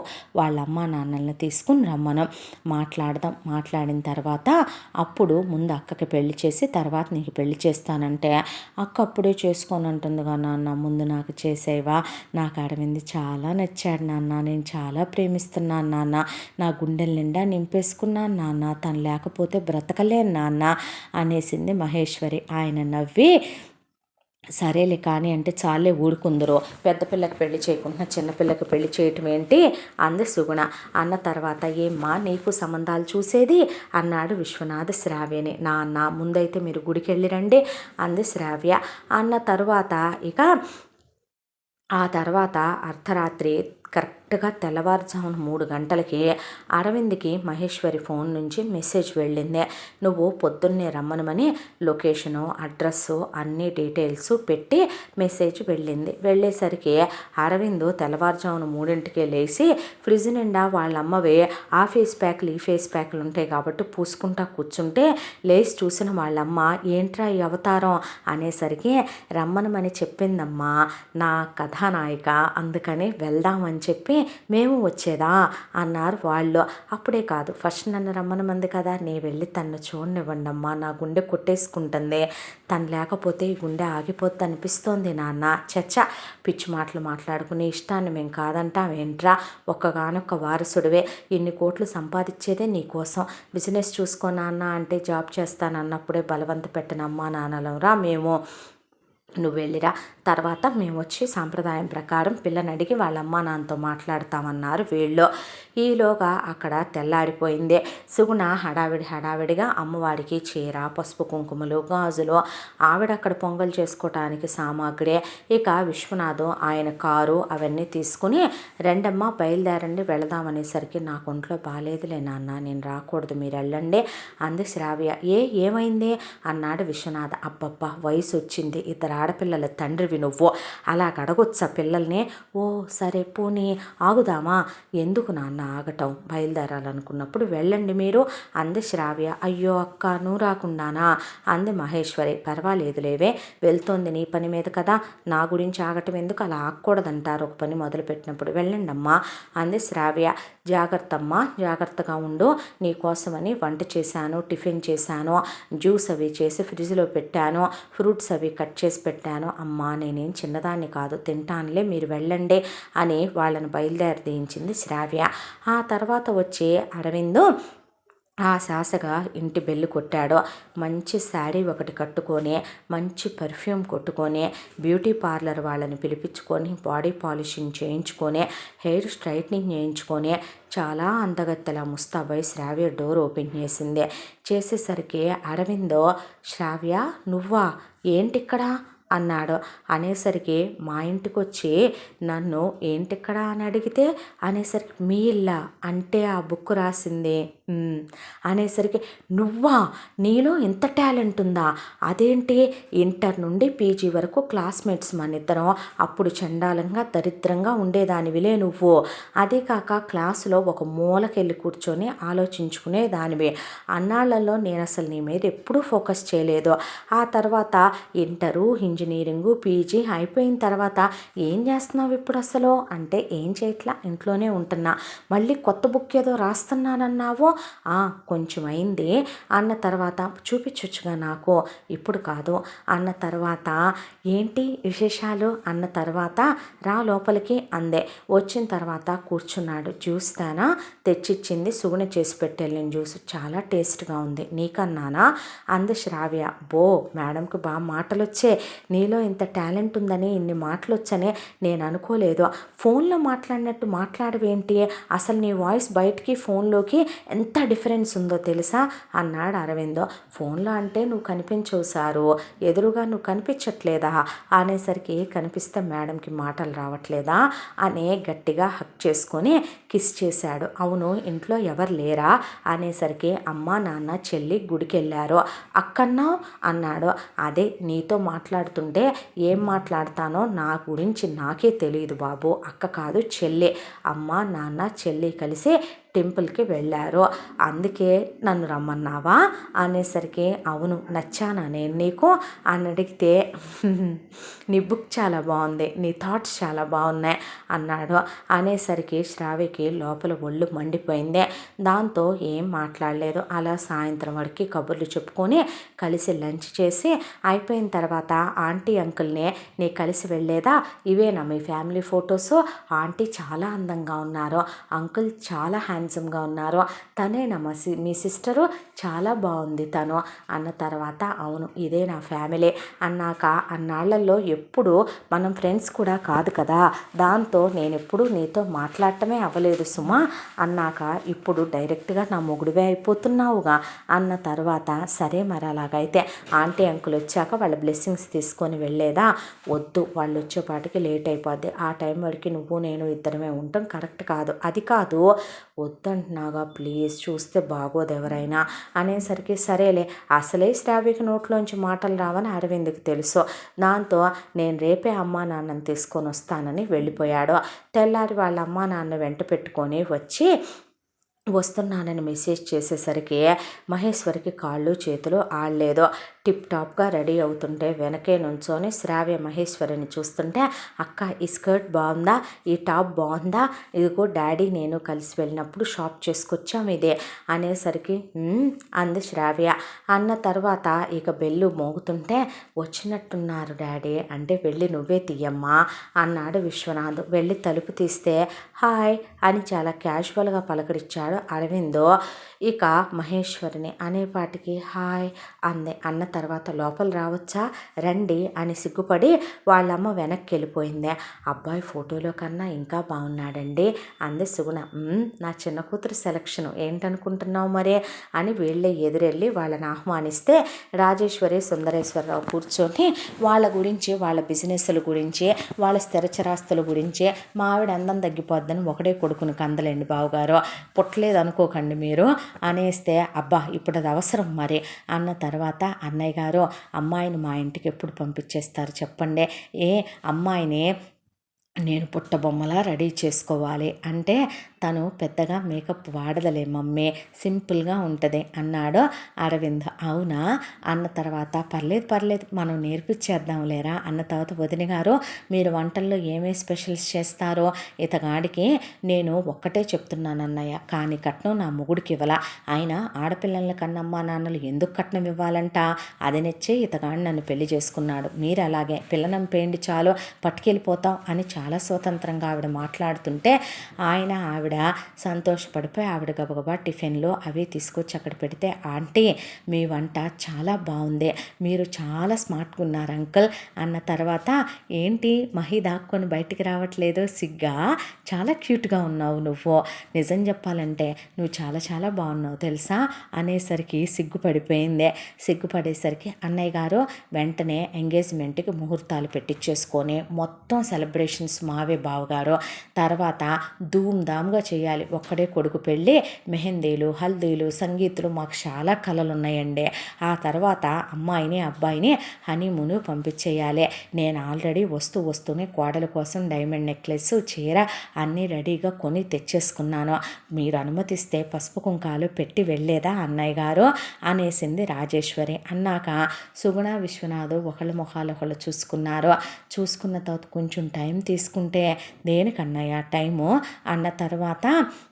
అదేమీ కాదులేమ్మా అన్నాక, సరే మీ ఇష్టం అండి పెట్టండి అన్నాడు ఆయన. అనేసరికి రామ్మ శ్రావ్య అనేసరికి, ఒక్క నిమిషం అమ్మా, అదేంటి శ్రావ్య అన్నాడు ఆయన. అవును శ్రావ్య కదా మా కాబోయే కోళ్ళు అంది రాజేశ్వరి.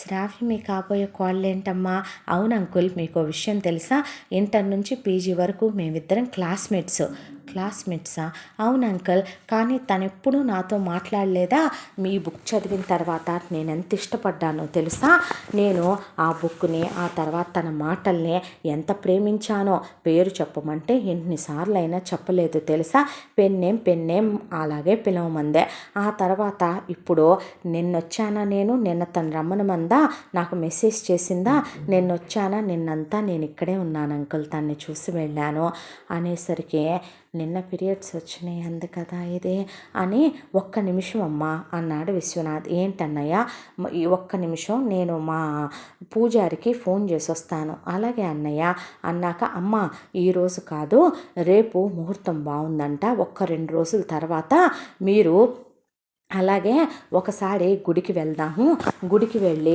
గుళ్ళో ఒకసారి మనం అర్చనది చేయించిన తర్వాత పెడుతురు కానీ ఇవే అన్న తర్వాత, సరే అన్నయ్య అన్న, కంగారేం లేదుగా బావగారు అన్నాడు సుందరేశ్వరరావు. అదేమీ లేదులేండి అని నిన్న గుళ్ళో జరిగిన విషయం ఆయనకి ఆమెకి కళ్ళ ముందు మెదిలిందే. కులదేవత గుడికి వెళ్ళారు వీళ్ళు, పసుపు కుంకుమలు పొంగళ్ళు సమర్పించిన తర్వాత కులదేవత గుళ్ళో పిల్ల చేతికి వేయాల్సిన గాజులు పగిలిపోవటం, అలాగే పిల్ల వెలిగించిన దీపం ఆడిపోవటం, అలాగే పిల్ల కొట్టిన కొబ్బరికాయ కుళ్ళిపోవటం, ఏంటండి ఈ అపశకునాలు, బహుశా అబ్బాయి మంచోడు కాదా ఏంటి, పెళ్ళికి ఏమైనా అవరోధాలు రాబోతున్నాయా అని సుగునంటాం. అక్కడ ఉన్న పూజారిని అడిగితే, ప్రత్యేకంగా ఏముండదమ్మా, మీ మనసులో కోరిక అనుకుని అమ్మవారితో అంతా మంచి జరగాలనుకుని మీ సంకల్పం ప్రకారం మీరు చేసుకెళ్ళిపోండి అంటాం. మోకాళ్ళ మీద కూతురు గుడి చుట్టూ ప్రదక్షిణలు చేయటం, కూతురు మోకాళ్ళన్నీ కుట్టుకుపోవటం, ఆయన ఆయింట్మెంట్ రాయటం, కూతురికి రాత్రంతా కాపడం పెట్టడం, డాక్టర్ దగ్గర తీసుకెళ్ళి ట్యాబ్లెట్లు ఇప్పించి తీసుకురావటం, ఆయన కళ్ళ ముందు మెదిలి కళ్ళల్లో నీళ్లు తిరిగిపోయినాయి భార్యాభర్తలకే. దాంతో అక్కడి నుంచి అరవింద్ వాళ్ళు వీడ్కోలు చెప్పి మళ్ళీ వచ్చి కలుస్తామని చెప్పి వెళ్ళారు. శ్రావ్య వెళ్ళి రాజేశ్వరి, సుందరేశ్వర వాళ్ళతో మాట్లాడి సాగనంపు వచ్చిందే. లోపలికి వచ్చాక తలుపులు ఎయ్యవే అన్నాడు ఆయన భార్యనే. అన్న తర్వాత తలుపులు మూసుకొచ్చి మీరు కంగారు పడొద్దండి అందావిడ. అసలు ఏం జరుగుతుంది పనికి మాలిన దానా అని అడిగాడు ఆయన శ్రావ్యనే. ఏం జరగటం ఏంటి, నేను ఇంటరు, ఇంజనీరింగు, పీజీ తనతో కలిసి చదువుకున్నాను. అంత అందగాడు, మంచోడు, ఏ వ్యసనాలు లేనోడు, తన్ని ప్రాణానికి ప్రాణంగా ప్రేమించాను. ఆ రోజు చెప్పాలంటే సిగ్గడ్డొచ్చింది, చెప్పలేకపోయాను. ఫ్రెండ్స్ బలవంతం చేసినా చెప్పలేదు. తనే చెప్తాడనుకుంటే వాడు అసలు ఆ రోజు నన్ను పట్టించుకోలేదు. అంటే ఇప్పుడు అతను ప్రేమిస్తుంది నీ చెల్లెలు రాసిన బుక్కుని, నీ చెల్లెల్ని, నీ చెల్లెల మాటల్ని అని తెలిసి కూడా చెల్లెలు మొగుడు నీకేమవుతాడే వావి వరుసలు లేందానా? ఏ నువ్వు నీ శారీరక సుఖాల కోసం నీ ఒంటి మీద కోరికలు ఆగక నువ్వు మా అమ్మ పోయిన తర్వాత సంవత్సరం తిరగకుండా ఎందుకు చేసుకున్నావురా రెండో పెళ్ళాన్ని, ఎందుకు కన్నావురా దీన్ని? అమ్మా నువ్వు మీ నాన్నగారిని అడగాల్సిన మాటలేనా? ఎవరే అమ్మ, ఎవరికి అమ్మ? నువ్వెలా నాకు అమ్మవవుతావే? నన్ను 10 నెలలు మోసావా, కన్నావా? నానమ్మ తాతయ్య మీ గురించి ఏమీ చెప్పకపోయినా తెలియదు అనుకుంటున్నావా? తాతయ్య ఎందుకు ఆస్తి నా పేరు మీద పెట్టాడో నానమ్మ నాకేమీ చెప్పకుండా పోయిందనుకుంటున్నావా? మీకు ఇదంటేనే ఇష్టం. ఏ నీ కూతురికి నేను తండ్రిని ధర్మం చేయలా? నీకు ప్రతి రాత్రి గదిలోకి రావటానికి మా నాన్న నీ గదిలోకి పంపట్లా? మా అమ్మ పోయిన తర్వాత వీడు అలాగే ఎందుకు మిగిలిపోలేదు మరి? ఏ వీడు పోవచ్చుగా, ఆ తర్వాత పోనీ దీన్ని కానీ నువ్వు పోవచ్చుగా, ఎందుకు పోలేదే? నాకు తల్లి ప్రేమ లేదు, తండ్రిగా వీడిని మెళ్ళో తాళి కట్టిన రోజే పోయాడు నాకు. అలాంటిదే అలా మేము ఎప్పుడైనా నిన్ను చూసామా అమ్మ? ఏంటే చూసేదే? నీ చిన్న కూతురంటే మీకు గారాబో, అది బుక్ రాసిందనే పాటికి వీడు గెంతుకుంటూ వెళ్ళి దాని బుక్ పబ్లిష్ చేయించుకొచ్చాడు. మరి నన్ను పెళ్లి చేసుకోమన్నప్పుడు నేను పెళ్లి చేసుకోను అంటే ఎందుకని వీడు ఆరా తీశాడా? ఆరా తీయటం ఏంటమ్మా, నిన్ను అడిగారుగా ఆయన, నువ్వేగా అమ్మా ఏమీ చెప్పలేదు. ఎవరినైనా ప్రేమించావా అంటే లేదని తలదించుకొని వెళ్ళిపోయావు. అంతే, మా అమ్మ అలాగే ఉంటుంది, నేను అలాగే ఉంటా. శభాష్, నిజమే లేవే. మీ అమ్మ నిజంగా అసలు నువ్వు నాకే పుట్టావంటే నాకు ఇప్పుడు అనుమానం వస్తుంది. బుద్ధి జ్ఞానం లేని మా అమ్మ నాన్నని చెప్పుతో కొట్టాలి. నన్ను పెళ్లి చేసుకొని నా జీవితాన్ని బలి చేద్దామనుకున్న నీ అమ్మని నరికి పోగులు పెట్టాలి. అవి నేను చెయ్యలేకపోయాను కాబట్టి ఇప్పుడు నన్నేం చేస్తానంటావు? ఏం చేస్తానంటే నీ ప్రాణం తీసైనా సరే ఆ అబ్బాయిని నీ చెల్లెలకి ఇచ్చి పెళ్లి చేసి జరిగిన నిజమంతా చెప్తా అని ఆయన వెళ్ళి గొంతు పట్టుకున్నాడు. మీరు ఆగండి అని అంటుండగా, వదలరా నీతిమాలిన వెధవ, నీకన్నా రోడ్డు మీద వెళ్ళే విటులు చాలా నయంరా, దీన్ని వేసేలా వాడుకుంటే ఏమంటారోనని తాళి కట్టి వాడుకునే నీచుడా. ఏరా నీకు పెళ్ళాం ఒక్కటి చాలా, లేదంటే నీ చిన్న కూతురుతో కూడా ఏమైనా అనేపాటికి ఆయనకు ఒక్కసారిగా ఒక్క తోపు తోసింది వెనక్కి విశ్వనాథ్నే శ్రావ్య. దాంతో ఆయన కింద పడి తలకి దెబ్బ తగలటం, కూతురు అడిగిన ఆ మాటలకి హార్ట్ స్ట్రోక్ రావటం, వెంటనే అక్కడి నుంచి అంబులెన్స్ బుక్ చేసి హాస్పిటల్కి తీసుకెళ్ళటం. డాక్టర్లో ఆయన చాలా కాంప్లికేటెడ్ సిచ్యువేషన్లో ఉన్నాడనే, వెంటనే హార్ట్ ఆపరేషన్ చేయాలనే, ఆయనకి పెరాలసిస్ వచ్చేసిందనే, బ్రెయిన్కి కూడా షాక్ తగిలిందనే, వెంటనే చేయాల్సిన ఆపరేషన్లన్నిటికీ కలిపి ఆయన ₹1,00,00,000 దాకా ఖర్చు అవుద్దనే, నార్మల్ మనిషి అవటానికి ఆయన 2-3 సంవత్సరాల వరకు పట్టొచ్చనే, ఆ తర్వాత కూడా ఆయనకి మెడిసిన్స్, ఫిజియోథెరపీలో ఆ తర్వాత టెస్టులకి ₹1,00,00,000 అవుతాయనే డాక్టర్లు చెప్పారు. చెప్పేసరికి సుగుణకి ఏం చేయాలో అర్థం కాక తల తిరిగిపోయింది. వెంటనే ముందు డిపాజిట్ కట్టాలి 30 లక్షలు అంటే పరిగెత్తుకుంటూ ఇంటికి వెళ్ళింది.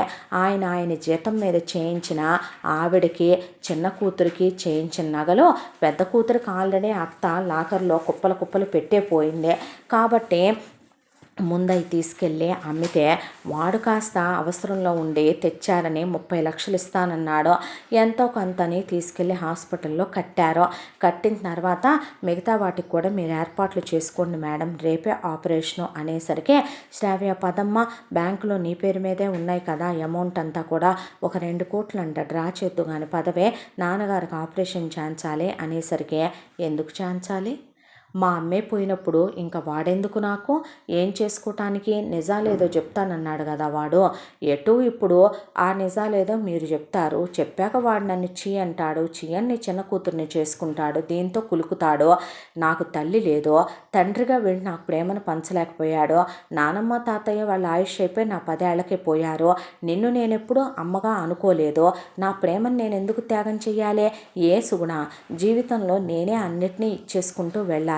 చిన్నప్పటి నుంచి అక్క నీ డ్రెస్ నాకు నచ్చింది వేసుకోనా, నీ చెప్పులు నాకు నచ్చినవి వేసుకోనా, నీ నెయిల్ పాలిష్ నాకు నచ్చింది వేసుకోనా, అక్క ఈ ప్రాజెక్ట్ చేసుకుందామా, అక్క నా కోసం ఈ బుక్ రాసి పెడతావా, అక్క రేపు స్పీచ్ ఉంది ఏం చెప్పను, అక్క నన్ను శాస్త్రీయ నృత్యం చేయమన్నారు నేర్పించవా, అక్క నా కోసమనే నువ్వు సంగీతం నేర్చుకున్న ఒక పాట నేర్పించవా అని నీ కూతురు అడిగినప్పుడల్లా ఎన్ని చేసుంటానో, చివరికి నా బాబును కూడా దీని బాబుని ఇచ్చేశాను కదా, నీకు మొగుడు దీనికి బాబు కావలసి వచ్చారో, మీ ఇద్దరి కోసం వాడిని త్యాగం చేశాను కదా, ఏమంటావమ్మా అయితే ఇప్పుడు, ఏమీ అన్నావు, నీ తాళి మీద ప్రమాణం చేసి నీ మొగుడు బ్రతకాలంటే ఇప్పుడికిప్పుడు వెళ్ళి డ్రా చేసి డబ్బులు తెచ్చి కడతాను సుగుణ, మరి దానికి నాకు ప్రాఫిట్ ఏంటి, కాబట్టి నీ చిన్న కూతురు నాన్న కూతురు కాబట్టి నాన్న కావాలనేటట్టయితే కనుక నీ తాళి మీద ప్రమాణం చేసి ఈ విషయం మళ్ళీ అరవింద్కి తెలియనివ్వకూడదు, ఆ బుక్కు రాసింది నేనే,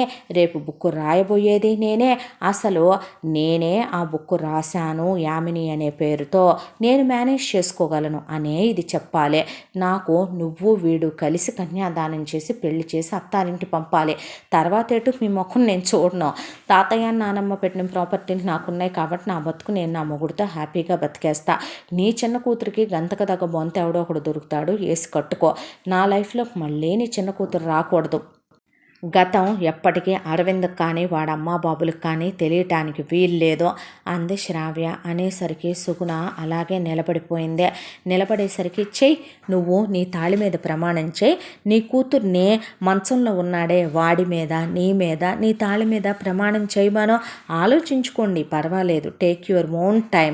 అమ్మ పసుపు కుంకాలు కావాలా, నీ కూతురికి ఇప్పుడు ప్రియుడితో శోభనం గదిలోకి పాల గ్లాస్ తీసుకొని వెళ్ళటం కావాలా అనేది మీరే నిర్ణయించుకోండి అని క్యాఫ్టేరియాకి వెళ్ళి కాఫీ అని ఆర్డర్ చేసి కూర్చుని, ఈ కాఫీ తాగేంత టైమే మీకు ఇస్తున్నాను అంది శ్రావ్య. అనేసరికి అసలు ముచ్చెమట్లు పోసుకొచ్చాయి మహేశ్వరికి. దాంతో అమ్మా అంది సుగుణని. ఏంటమ్మా అని ఆవిడ కళ్ళల్లోంచి నీళ్ళు ఆగట్లేదు. పదమ్మా నేనే దాన్ని అడుగుతాను. అమ్మా అంటే పర్లేదమ్మా, చిన్నప్పటి నుంచి చాలా ఇచ్చానంటుందిగా అమ్మ, దానికి బదులుగా నా జీవితం అడుగుతుంది, ఇచ్చేస్తానమ్మా. నిజమేగా, నేను నాన్న కూతుర్ని కదా, నాకు నాన్నన్నా నువ్వన్నా చాలా ఇష్టం కదమ్మా.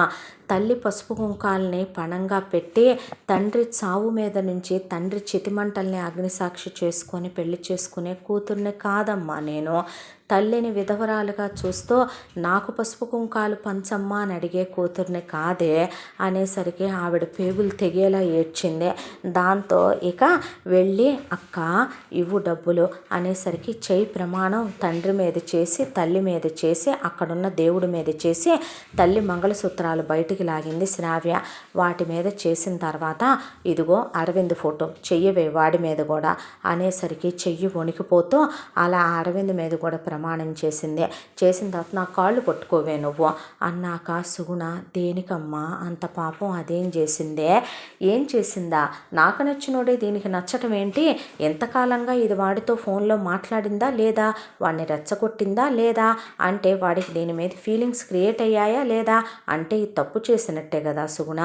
పట్టుకుంటానక్క అని కాళ్ళు పట్టుకున్నాక 2 కోట్లు డ్రా చేసి తీసుకొచ్చి వాళ్ళ ముఖానేసి నాకు పార్లర్ అపాయింట్మెంట్ ఉంది వెళ్తున్నానని చెప్పింది.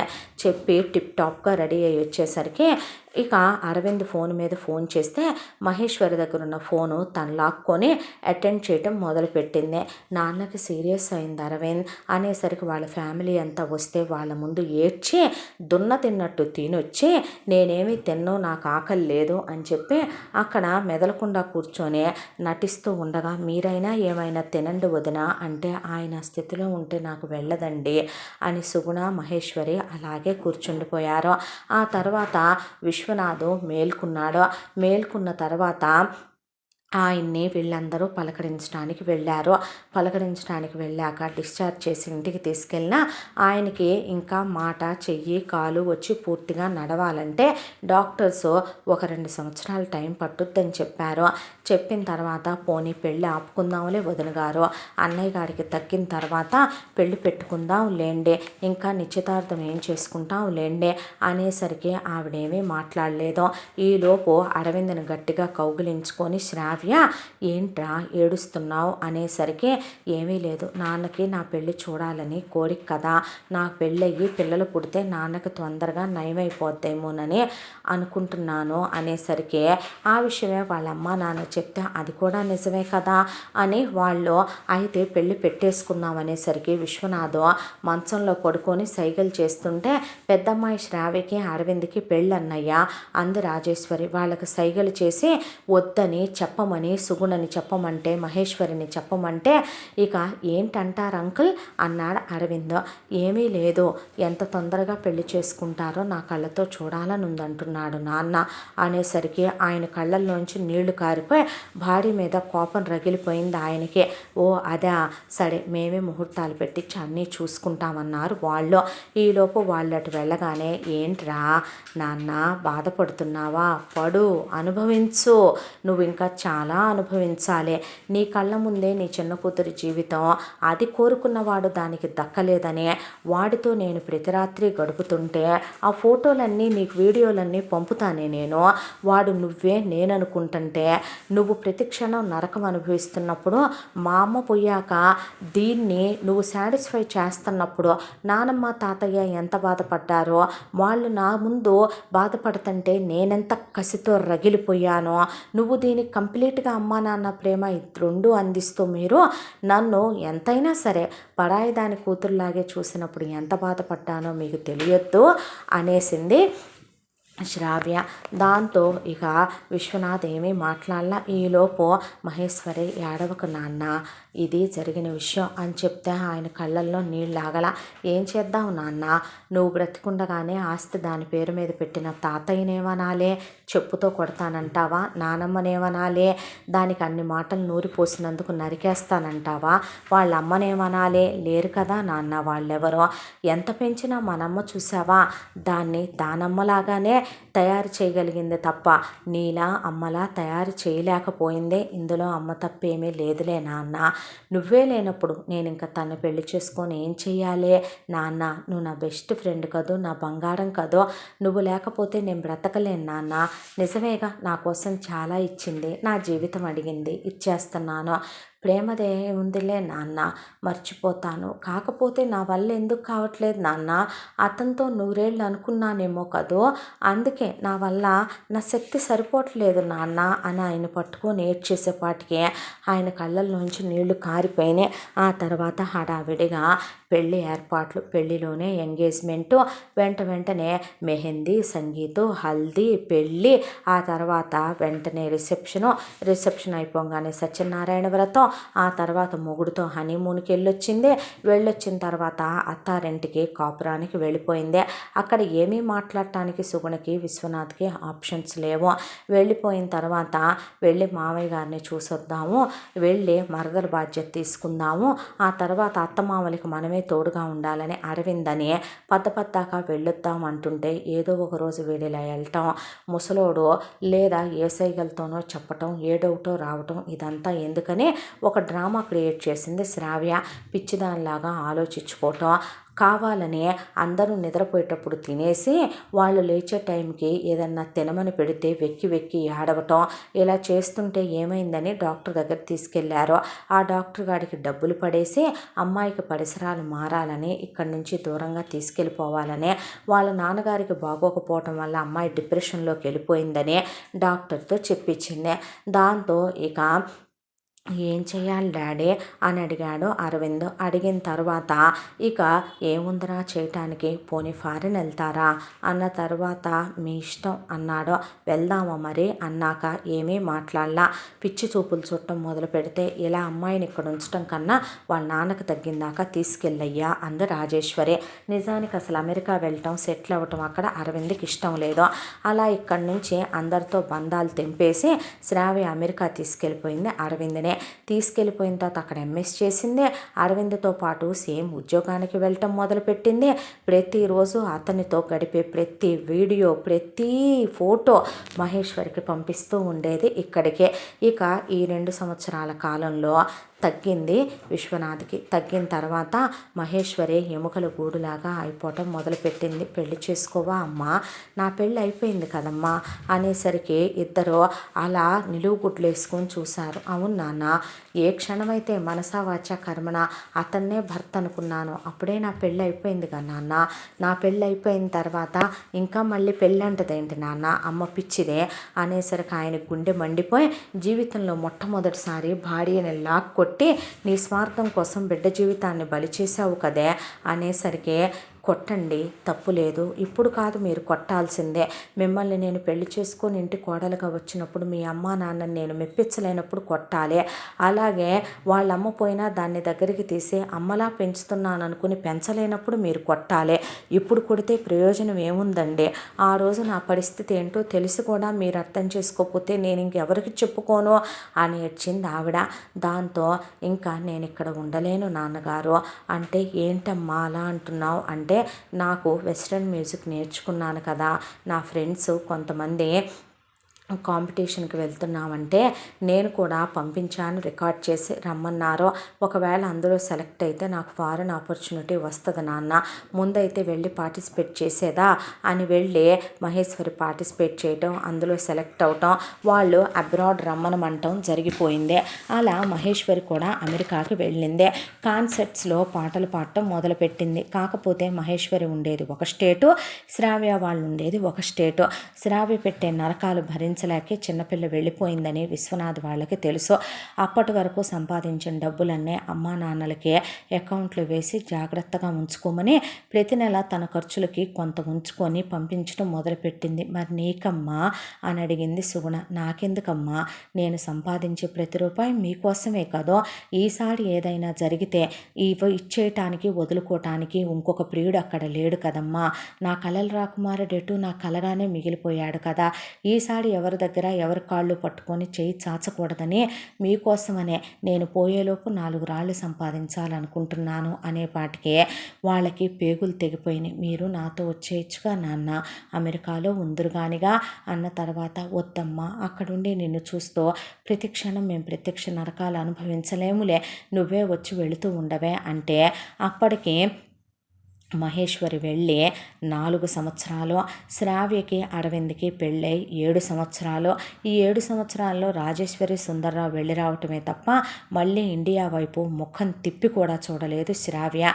శ్రావ్యకి 7 ఏళ్లలో పిల్లల కనాలని తప్పించిపోయింది. ఇక పిల్లల కోసమని అడ్డమైన డాక్టర్లని కలిసి అడ్డమైన మందులు మింగటం మొదలుపెట్టింది.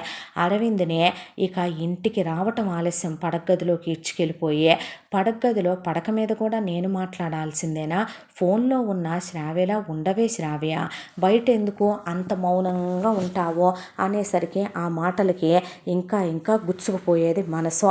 ఏది ఏమైనా సరే నిన్ను నేను గెలుచుకున్నాను, దాని నుంచి దూరం చేశాను, పంతంతో అయినా నిన్ను నేను సాధించుకున్నాను అనేది శ్రావ్య తీరే. అయితే ఇక ఒక రోజున మొదలు నరికిన చెట్టులాగా శ్రావ్య విరుచుకొని పడిపోయింది. శ్రావ్యని హాస్పిటల్లో జాయిన్ చేశాడు అరవింద్. జాయిన్ చేశాక డాక్టర్లు ఏమీ లేదని నార్మల్గానే అవి తగ్గినాయి ఈ తగ్గినాయి విటమిన్స్ అని మందులు వాడారు కొన్నాళ్ళు. వాడిన తర్వాత ఉన్నట్టుండి ఒకరోజు పెద్ద బ్లడ్ వామిటింగ్ చేసుకొని పడిపోతే తీసుకెళ్తే అన్ని టెస్టులు చేయించాక డాక్టర్లు బ్లడ్ క్యాన్సర్ అని, అదే ఇక లాస్ట్ స్టేజ్లో ఉందని, రోజుల్లో మనిషిని దట్టు ఒక వారం రోజులు కూడా బ్రతకటం కష్టమేనని చెప్పేపాటికి అరవింద్ కూర్చుండిపోయాడు. మాట పలుకు రాలేదు అతనికి. ఇక ఏం చెప్పాలో అర్థం కాక అమ్మా నాన్నకు ఫోన్ చేస్తే ఇండియా నుండి వాళ్ళు వచ్చారు.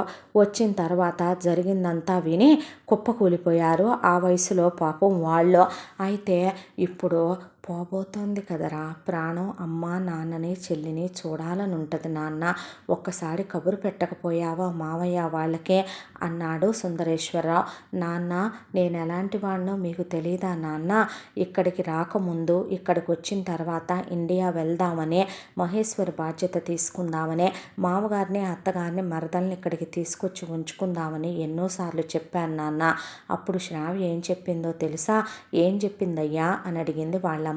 నేను వాళ్ళ నాన్నకి నచ్చలేదంటమ్మా. ఆ రోజు మనం వెళ్ళొచ్చిన తర్వాత పెళ్ళికి వీల్లేదన్నాడంట. దాంతో నేను అతన్నే చేసుకుంటానని పట్టుపట్టిందంట. ఆ షాకులోనే అతనికి స్ట్రోక్ వచ్చిందంట. అయితే వాళ్ళ దగ్గర డబ్బులు బాగా ఉన్నాయంట. ఇక చిన్నప్పుడే విశ్వనాథ్ అంకుల్ వాళ్ళ అమ్మా నాన్నతో ఇక ఆస్తి మొత్తం ఆయన పేరు మీద పెట్టించుకొని రేపెప్పటికైనా సరే శ్రావ్యకి పెట్టాల్సి వస్తుందేమోనని మొత్తం మహి పేరు మీద పెట్టారంట. మహియే కొంత ప్రాపర్టీని ఇక సేల్ చేసి వాళ్ళ నాన్నకి నయం చేయించిందంట. అయితే శ్రావ్య పుట్టిందే అంకుల్ వాళ్ళ మొదటి భార్య కంట. ఆవిడని టార్చర్లు పెట్టి నరకాలు పెట్టి ఆవిడ సూసైడ్ చేసుకొని చనిపోయేలా చేశాడంట ఆయన. ఆ తర్వాత ఆయన పెళ్లికి ముందే సుగుణ అనే ఈ ఆంటీ ఎఫ్ఐఆర్ పెట్టుకుని ఈవిడిని ప్రెగ్నెంట్ అయ్యి ఆ తర్వాత మహేశ్వరి కడుపులో ఉందని తెలిసి అందరికీ అడ్డం తిరిగి ఈవిని పెళ్లి చేసుకున్నాడంట. చిన్నప్పటి నుంచి తల్లి లేని శ్రావ్యనే నానా నరకాలు పెట్టి కొట్టి తిట్టి గవర్నమెంట్ స్కూళ్ళల్లో వేసి కడుపు నిండా అన్నం కూడా పెట్టకుండా మహి వేసుకున్న బట్టలు వేసుకోమని తనకు జత బట్టలు కూడా కొనకుండా నరకాలు పెడుతూ పెంచినా తండ్రిగా అతనేమీ అనలేదంట. దాంతో ఏదేదో చెప్పేసిందమ్మా. నేను ఒక్కటే అన్నాను, నిజానిజాలు నాకు తెలియదు, పైనున్న ఆ భగవంతుడికి తెలుసు. ఎవరికి ఏ తీర్పు ఇవ్వాలో ఇవ్వాల్సిన రోజున ఆయనే ఇస్తాడో. నేను ఏదీ తెలుసుకోకుండా మాట్లాడే మనిషిని కాదు. నాకెందుకో వాళ్ళని చూస్తే అలా అనిపించలేదు. సరే వాళ్ళకి నువ్వు రావటం ఇష్టం లేదనుకుంటే నువ్వు వెళ్ళకో, పర్వాలేదు, ఇక్కడే ఉందాం. కాకపోతే వాళ్ళు ఎలా ఉన్నారో కనుక్కోమంటే బాగానే ఉన్నారంట, నాన్నకి తగ్గిందంట, నేను కనుక్కుంటూనే ఉన్నాను, వస్తానంటే చెల్లి రావద్దంది, ఫోన్ పెట్టేసిందని 4-5 సార్లు చెప్పింది. ఆ తర్వాత ఇంక నేను తన బాధ పెట్టడం ఇష్టం లేక అడగలేదు. ఈ క్యాన్సర్ ఏంట్రా ఎప్పటి నుంచో ఉందంటమ్మా, దాని మీద పిల్లలు పుట్టాలని అడ్డమైన మందులు వాడిందే. మేమెప్పుడూ అనలేదు కదయ్యా పిల్లలు లేరని. నేనన్నానా అమ్మా అన్నాడు అరవింద్. సరే జరిగిందేదో జరిగింది, మన స్పర్ధలు వచ్చినాయి, వాళ్ళకి ఎందుకు నచ్చలేదో తీసే. కానీ ఆ పిల్ల అయితే ఆయన కూతురే కదా, నువ్వు అమ్మాయికి చెప్పకుండా చెప్తే ఈ క్షణంలో అయినా నిన్ను వెళ్ళనివ్వదులే, కానీ వెళ్ళి నువ్వే సారీ చెప్పి వాళ్ళని తీసుకురా ఇక్కడికే అని చెప్పి పంపించేశాడు సుందరేశ్వరరావు అరవిందనే. ఫ్లైట్లో ఎమర్జెన్సీగా ఇండియా బయలుదేరొచ్చి బెల్లు కొడితే విశ్వనాథ్ డోర్ ఓపెన్ చేస్తే లోపలికి రావచ్చా అంకుల్ అన్నాడు. అన్న తర్వాత రా కూర్చో బాబు, బాగున్నారా ఆంటీ, మీరు ఏం బాలేవా ఆంటీ అని జరిగింది మొత్తం చెప్పాడు. చెప్పిన తర్వాత అంకుల్ మీకు నా మీద కోపం ఉండొచ్చు, నేను నచ్చకపోవచ్చు, అందుకు మీ రీజన్స్ మీకు ఉండొచ్చు, కానీ ఆఖరి క్షణాల్లో ఉంది అంకుల్ మీ కూతురు. ఒకరోజు ఇంటికి వచ్చానని తన జ్ఞాపకాలన్నీ గుర్తు చేసుకొని లేచి నుంచున్నాడు. అలాగా ఇక అరవింద్ ఎవరు చెప్పారు నువ్వు నాకు నచ్చలేదని అనేసరికి అంకుల్ అన్నాడు అరవింద్. అసలు ఏం జరిగిందో తెలుసా నీకు, నువ్వెవరిని ఇష్టపడ్డావో తెలుసా నీకు, నీ పక్కన ఉంది ఎవరో తెలుసా నీకు అనేసరికి ఏమండి నిన్నంతవరకు నేను మళ్ళీ కొట్టాలనుకోవట్లేదు, పో లోపలికి అన్నాడు చేశాడు భార్యనే అనేసరికి ఆవిడ లోపలికి వెళ్ళిపోతే విశ్వనాథ్ పిన్ టు పిన్ జరిగింది మొత్తం చెప్పుకొచ్చాడు అరవిందకే. దాంతో టీపాయ్ దగ్గర నుంచున్నోడల్లా అలాగే కుప్పకూలిపోయాడు. టీపాయ్ మీద ఉన్నవన్నీ కింద పడిపోతే, ఎవరు చెప్పారు నాన్న నీకు నువ్వంటే నాకు ఇష్టం లేదని? నిన్ను ఇష్టపడిందే మేము. కులదేవత గుడికి వెళ్ళాం, ఇలా జరిగింది, నీకోసం ఇలా ప్రదక్షిణ చేసిందే, నిన్ను ప్రేమించిన పిచ్చిదది, పుస్తకం రాసిన పిచ్చిదది. ఆ తర్వాత నీ కోసమని మొదలుపెట్టిన రచనలు నీకు నచ్చినాయి. ఆ తర్వాత ఆ బుక్ తర్వాత అది జీవితానికి సరిపడా ఒక్కటి చాలే, అసలు రాయకుండానే ఉండాల్సిందే, నువ్వు పబ్లిష్ చేయించకుండానే ఉండాల్సిందే, నువ్వు చేయించడం వల్లేగా ఇన్ని మంచి జ్ఞాపకాలు ఉన్నాయి నాన్న అని ఆ పుస్తకం తీసుకొని వెళ్ళిపోయింది. 4 ఏళ్ళు అయిందయ్యా నా కూతురు ఇండియా రాక, మా ముఖం చూడక, డబ్బులు లేక. చివరికి ఇదా నిజం చెప్పదు, అదా రూపాయి లేదు, నిన్న అడగలేరు. దాంతో అది ఆస్తి నా చిన్న కూతురు పేరు మీద ఉందా? నాయన నీకో విషయం చెప్పనా? మా నాన్న చేసిన అన్యాయం మా ఊరెళ్ళి ఎవరినైనా అడుగు, నీకు చెప్తారో. దానమ్మ ఇలాగే ఉండేది బాబు, ఏ రోజు దానమ్మతో నేను సుఖపడలేదయ్యా. ఇలా జరిగిందని మొత్తం చెప్పుకొచ్చేపాటికే మనిషి స్థానువై కళ్ళల్లోంచి ధారలుగా నీళ్లు కారిపోయి అలా కూర్చుంటే చేపట్టుకొని ఆయన గదిలోకి తీసుకెళ్ళాడు. చూడు ఏమేమి ఉన్నాయో అనేసరికి తను మహేశ్వరితో ఫస్ట్ చేసిన చార్ట్ ఫ్రేమ్ కట్టించుందే, తనది పెద్ద ఫోటో ఉంది అక్కడ. అది తను పంపించిన ఫోటో ఫోన్లో, తను మాట్లాడిన వాయిస్ నోట్స్ అన్నీ కూడా అక్కడ పెన్ డ్రైవుల్లో పెట్టున్నాయి. దాంతోపాటు ఇక తను మాట్లాడిన ఎన్నో మాటలు, జ్ఞాపకాలు, తనకు సంబంధించిన ఎన్నో వస్తువులు అక్కడ చూసే మాట పలుకు రాలేదు మనిషికి. ఈలోపు సుందరేశ్వర ఫోన్ చేశాడు. నీతో మాట్లాడాలి నాన్న అనేపాటికి, నేనే మాట్లాడాలి డాడీ అని డాబా ఎక్కాడు. మోకాళ్ళ మీద కూర్చొని పొగిలి పొగిలి పొగిలి పొగిలి ఏడ్చి ఇక స్పీకర్ ఆన్ చేశాడు ఆయన. ఏమైందండి అని వచ్చింది రాజేశ్వరి. ఏమైంది నాన్న అంటే, నేను ప్రేమించింది శ్రావ్యని కాదు నాన్న, మహినే. అది నన్ను మోసం చేసింది నాన్న, ఇలా చేసింది నాన్న అని మొత్తం చెప్పుకొచ్చేపాటికే షాక్ అయిపోయారు వాళ్ళు. అయితే అమ్మాయి పోయిందిరా, పోయి అరగంట అయింది అన్నాడు ఆయన. పోనివ్వు నాన్న, శవాన్ని ముక్కలు ముక్కలుగా నరికేయలేం కాబట్టి, దాన్ని ఇప్పుడు నేను శపించినా చేయగలిగింది ఏమీ లేదు కాబట్టి, 7 ఏళ్ల పాటు ఒక వేశ్య కన్నా నీచంగా అది ప్రవర్తించింది కాబట్టి దాని శవాన్ని అక్కడే పారేస్తావో లేదా ఇండియా తెచ్చి పారేస్తావో నీ చేతులతో నువ్వే ఖననం చేయనాన్న. మావయ్య గారైతే చచ్చినా దాని ముఖం చూడనన్నారు. ఆయనైతే మళ్ళీ అలాంటిదే నా కడుపును పుట్టిందని చెప్పుకోవాలని కూడా నాకు లేదనేశాడు ఆయన. నీ ఇష్టం నాన్న, ఇక నువ్వేం చేస్తావో అనేశాడు. అనేపాటికి పద శవాన్ని తీసుకొనని ఇండియాకు వచ్చి శవాన్ని తగలేసి అస్థికల్ని ఆయనే తీసుకెళ్ళి కలిపేశాడు. ఎవరికి వాళ్ళు మౌనంగా కూర్చుండిపోయారు. వారం రోజులు 10 రోజులు దశదిన కర్మలు అయిపోయినాయి. ఆ తర్వాత రాజేశ్వరి, ఎన్నాళ్ళు ఇలా కూర్చుంటావురా, నువ్వు ప్రేమించిందైతే అమ్మాయినే, అమ్మాయి అయితే ఫారెన్లో ఉంది, వెళ్ళి తెచ్చేసుకుందావు నాన్న, ఇప్పుడు మాత్రం నీకేం వయసు అయిపోయిందనే అనేసరికి అరవింద్ అలా చూశాడు విశ్వనాథ్ వైపు. నీ ప్రేమ నిజం కాబట్టే, దానమ్మకు పుట్టిన లాంటి బుద్ధే దానికి పుట్టింది కాబట్టే దానమ్మ దగ్గరికి దేవుడు దాన్ని తీసుకెళ్ళాడు. వెళ్ళు బాబు, అమ్మాయి అడ్రస్ ఇది అని ఇస్తే వెళ్ళాడు ఆశాసగా అరవింద్. వెళ్ళేసరికి మహేశ్వరి అసలు ఎముకల గూడైపోయింది. తిండి తింటం మానేసింది. చచ్చిపోవాలి అంటే పస్తులు ఉండాలి, తింటన్న అరవిందే గుర్తొస్తున్నాడు. కాన్సర్ట్ ఉందని గ్లాసులో గ్లూకోజ్ కలుపుకొని తాగి పాట పాడింది. అక్కడ తనకి ప్రైజ్ వచ్చింది. ఆ తర్వాత ఈలోపు వాళ్ళ ఫ్రెండ్స్ని కలిసి మాట్లాడితే తిండి తింటలేదని, బలవంతంగా మేమే రోజుకు బ్రెడ్ ముక్క పెడుతున్నామని, ఇక తనకు బలవంతంగా మేమే జ్యూస్ పోస్తున్నామని, పాట పాడేటప్పుడు గ్లూకోజ్ తాగుతుందని, ఏదో దిగుల్లో ఉంటుందని, బుక్ చూసుకుంటుందని, ఫోటోలు చూసుకుంటుందని, ఆలోచించుకుంటుందని, ఇక అవన్నీ చెప్పారు.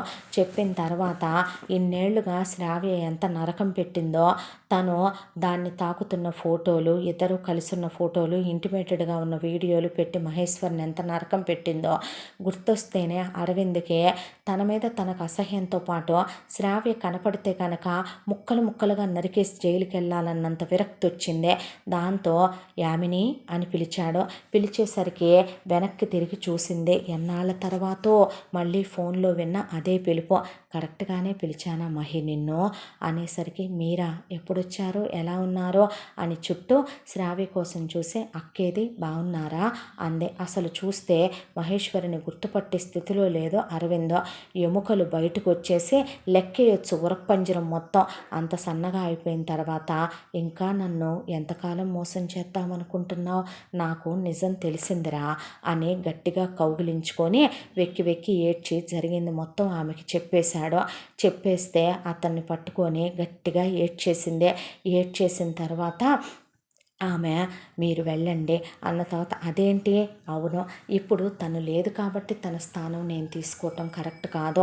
అసలు అది లేదని దాని స్థానం నువ్వు తీసుకోవటం ఏంటి? నిన్ను తప్పించి నీ స్థానంలోకి అది కదా వచ్చింది.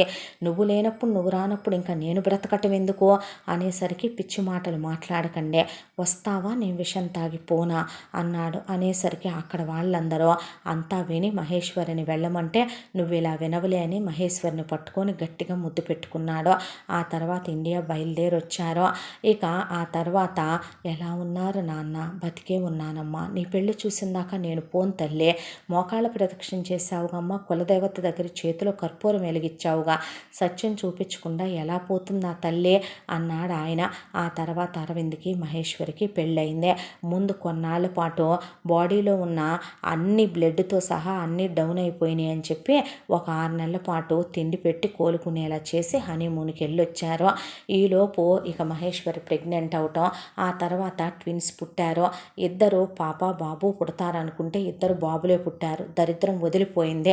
ఆడ సంతానమే పుట్టకపోవటం అంత ఉత్తమం ఇంకోటి లేదనుకున్నాడు విశ్వనాథ్. ఆ తర్వాత రాజేశ్వరి సుందరేశ్వరరావుని తీసుకొని నీకెటు అమెరికాలో ఉండాలని లేదుగా నాన్న, ఇతగాడి వయసు అయిపోయింది, బిజినెస్ నువ్వు టేక్ ఓవర్ చేసుకొని పిల్లాడిని మేనేజింగ్ డైరెక్టర్ని చేయమనమని పద నన్ను వరల్డ్ టూర్ తీసుకెళ్తానన్నావుగా వెళ్దాంపా అని వరల్డ్ టూర్కి వెళ్ళొచ్చింది. వచ్చిన తర్వాత సుగుణ విశ్వనాథ్తో పిల్లల్ని మేము చూసుకుంటాంలే కానీ మీరు కూడా సెకండ్ హనీమూన్కి వెళ్ళిరమ్మనమని అరవింద్ పంపరా మీ అత్త మామయ్యను కూడా, కొంతవరకు దరిద్రాలన్నీ మర్చిపోయి ప్రశాంతంగా ఉంటారని వాళ్ళని పంపించింది. వాళ్ళు తిరిగి వచ్చేలోపు ఇక్కడున్న శ్రావ్య జ్ఞాపకాలు ఆ ఇల్లు ఉండకూడదని చెప్పి అమ్మి పడేసి వీళ్ళు ఉండే ఏరియాలో వీళ్ళకి ఎదురుగా ఒక విల్లా కొనేశారు. వాళ్ళకు కూడా ప్రశాంతంగా ఏ శ్రావ్య జ్ఞాపకాలు లేకుండా అక్కడ సుగుణ విశ్వనాథ్ కాపురం పెట్టుకుంటే కూతురు ఎదురింట్లోనే ఉంటుంది. మనవళ్ళు మనవరాళ్ళు అల్లుడు కూతురు తను కలల కన్నా తన కలల రాజకుమారుడు తన భర్తగా ఇప్పుడు తన పక్కనే ఉన్నాడని, కూతురు సంతోషంగా ఉందని చాలా తృప్తి పడ్డాడు విశ్వనాథ్. ఎవరికి ఇలాంటి అక్క మాత్రం ఇలాంటి తోబుట్టు మాత్రం ఉండకూడదని ఆయనకి బాగా తెలిసొచ్చింది. ఆ తర్వాత ఇక మహేశ్వరి చేత అరవింద్ పాటలు పాడించడం, క్యాసెట్స్ చేయించి మార్కెట్లోకి రిలీజ్ చేయించాడు.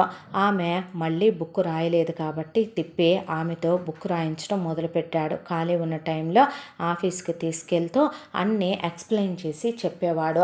భార్య బిడ్డలతో సంతోషంగా వాళ్ళ జీవితం హ్యాపీగా 3 పువ్వులు 6 కాయలుగా గడిచిపోతుంది. మనిషిలో స్వార్థం ఉండొచ్చు, ఆ స్వార్థం మనలో ఉండేటటువంటి నటనతో కప్పేసి అవసరం అవకాశంలో అవతల వాళ్ళు ఉన్నప్పుడు మనం వాళ్ళ మీద పగ తీర్చుకోవాలి అనుకోవటం చాలా నీచత్వం. మనం చేసే తప్పులు ఎవరూ చూడలేదనుకుంటాం, కానీ భగవంతుడు చూస్తూనే ఉంటాడు, దానికి తగ్గ శిక్ష వేస్తూనే ఉంటాడు. అదే శ్రావ్య చివరికి అనుభవించిపోయింది. ఇంతటితో ఈ కథ సమాప్తం. మళ్ళీ మరొక మంచి కథతో కలుసుకుందాం. తప్పకుండా మన ఛానల్ని లైక్ చేయండి, షేర్ చేయండి, సబ్స్క్రైబ్ చేయండి, బెల్ ఐకాన్ క్లిక్ చేసి ఆల్ అనే బటన్ని ప్రెస్ చేయడం మర్చిపోకండి. ఈ కథను మనకు అందించిన కథా రచయిత్రి జి యామిని శ్రీనివాస్ గారు. Thank you.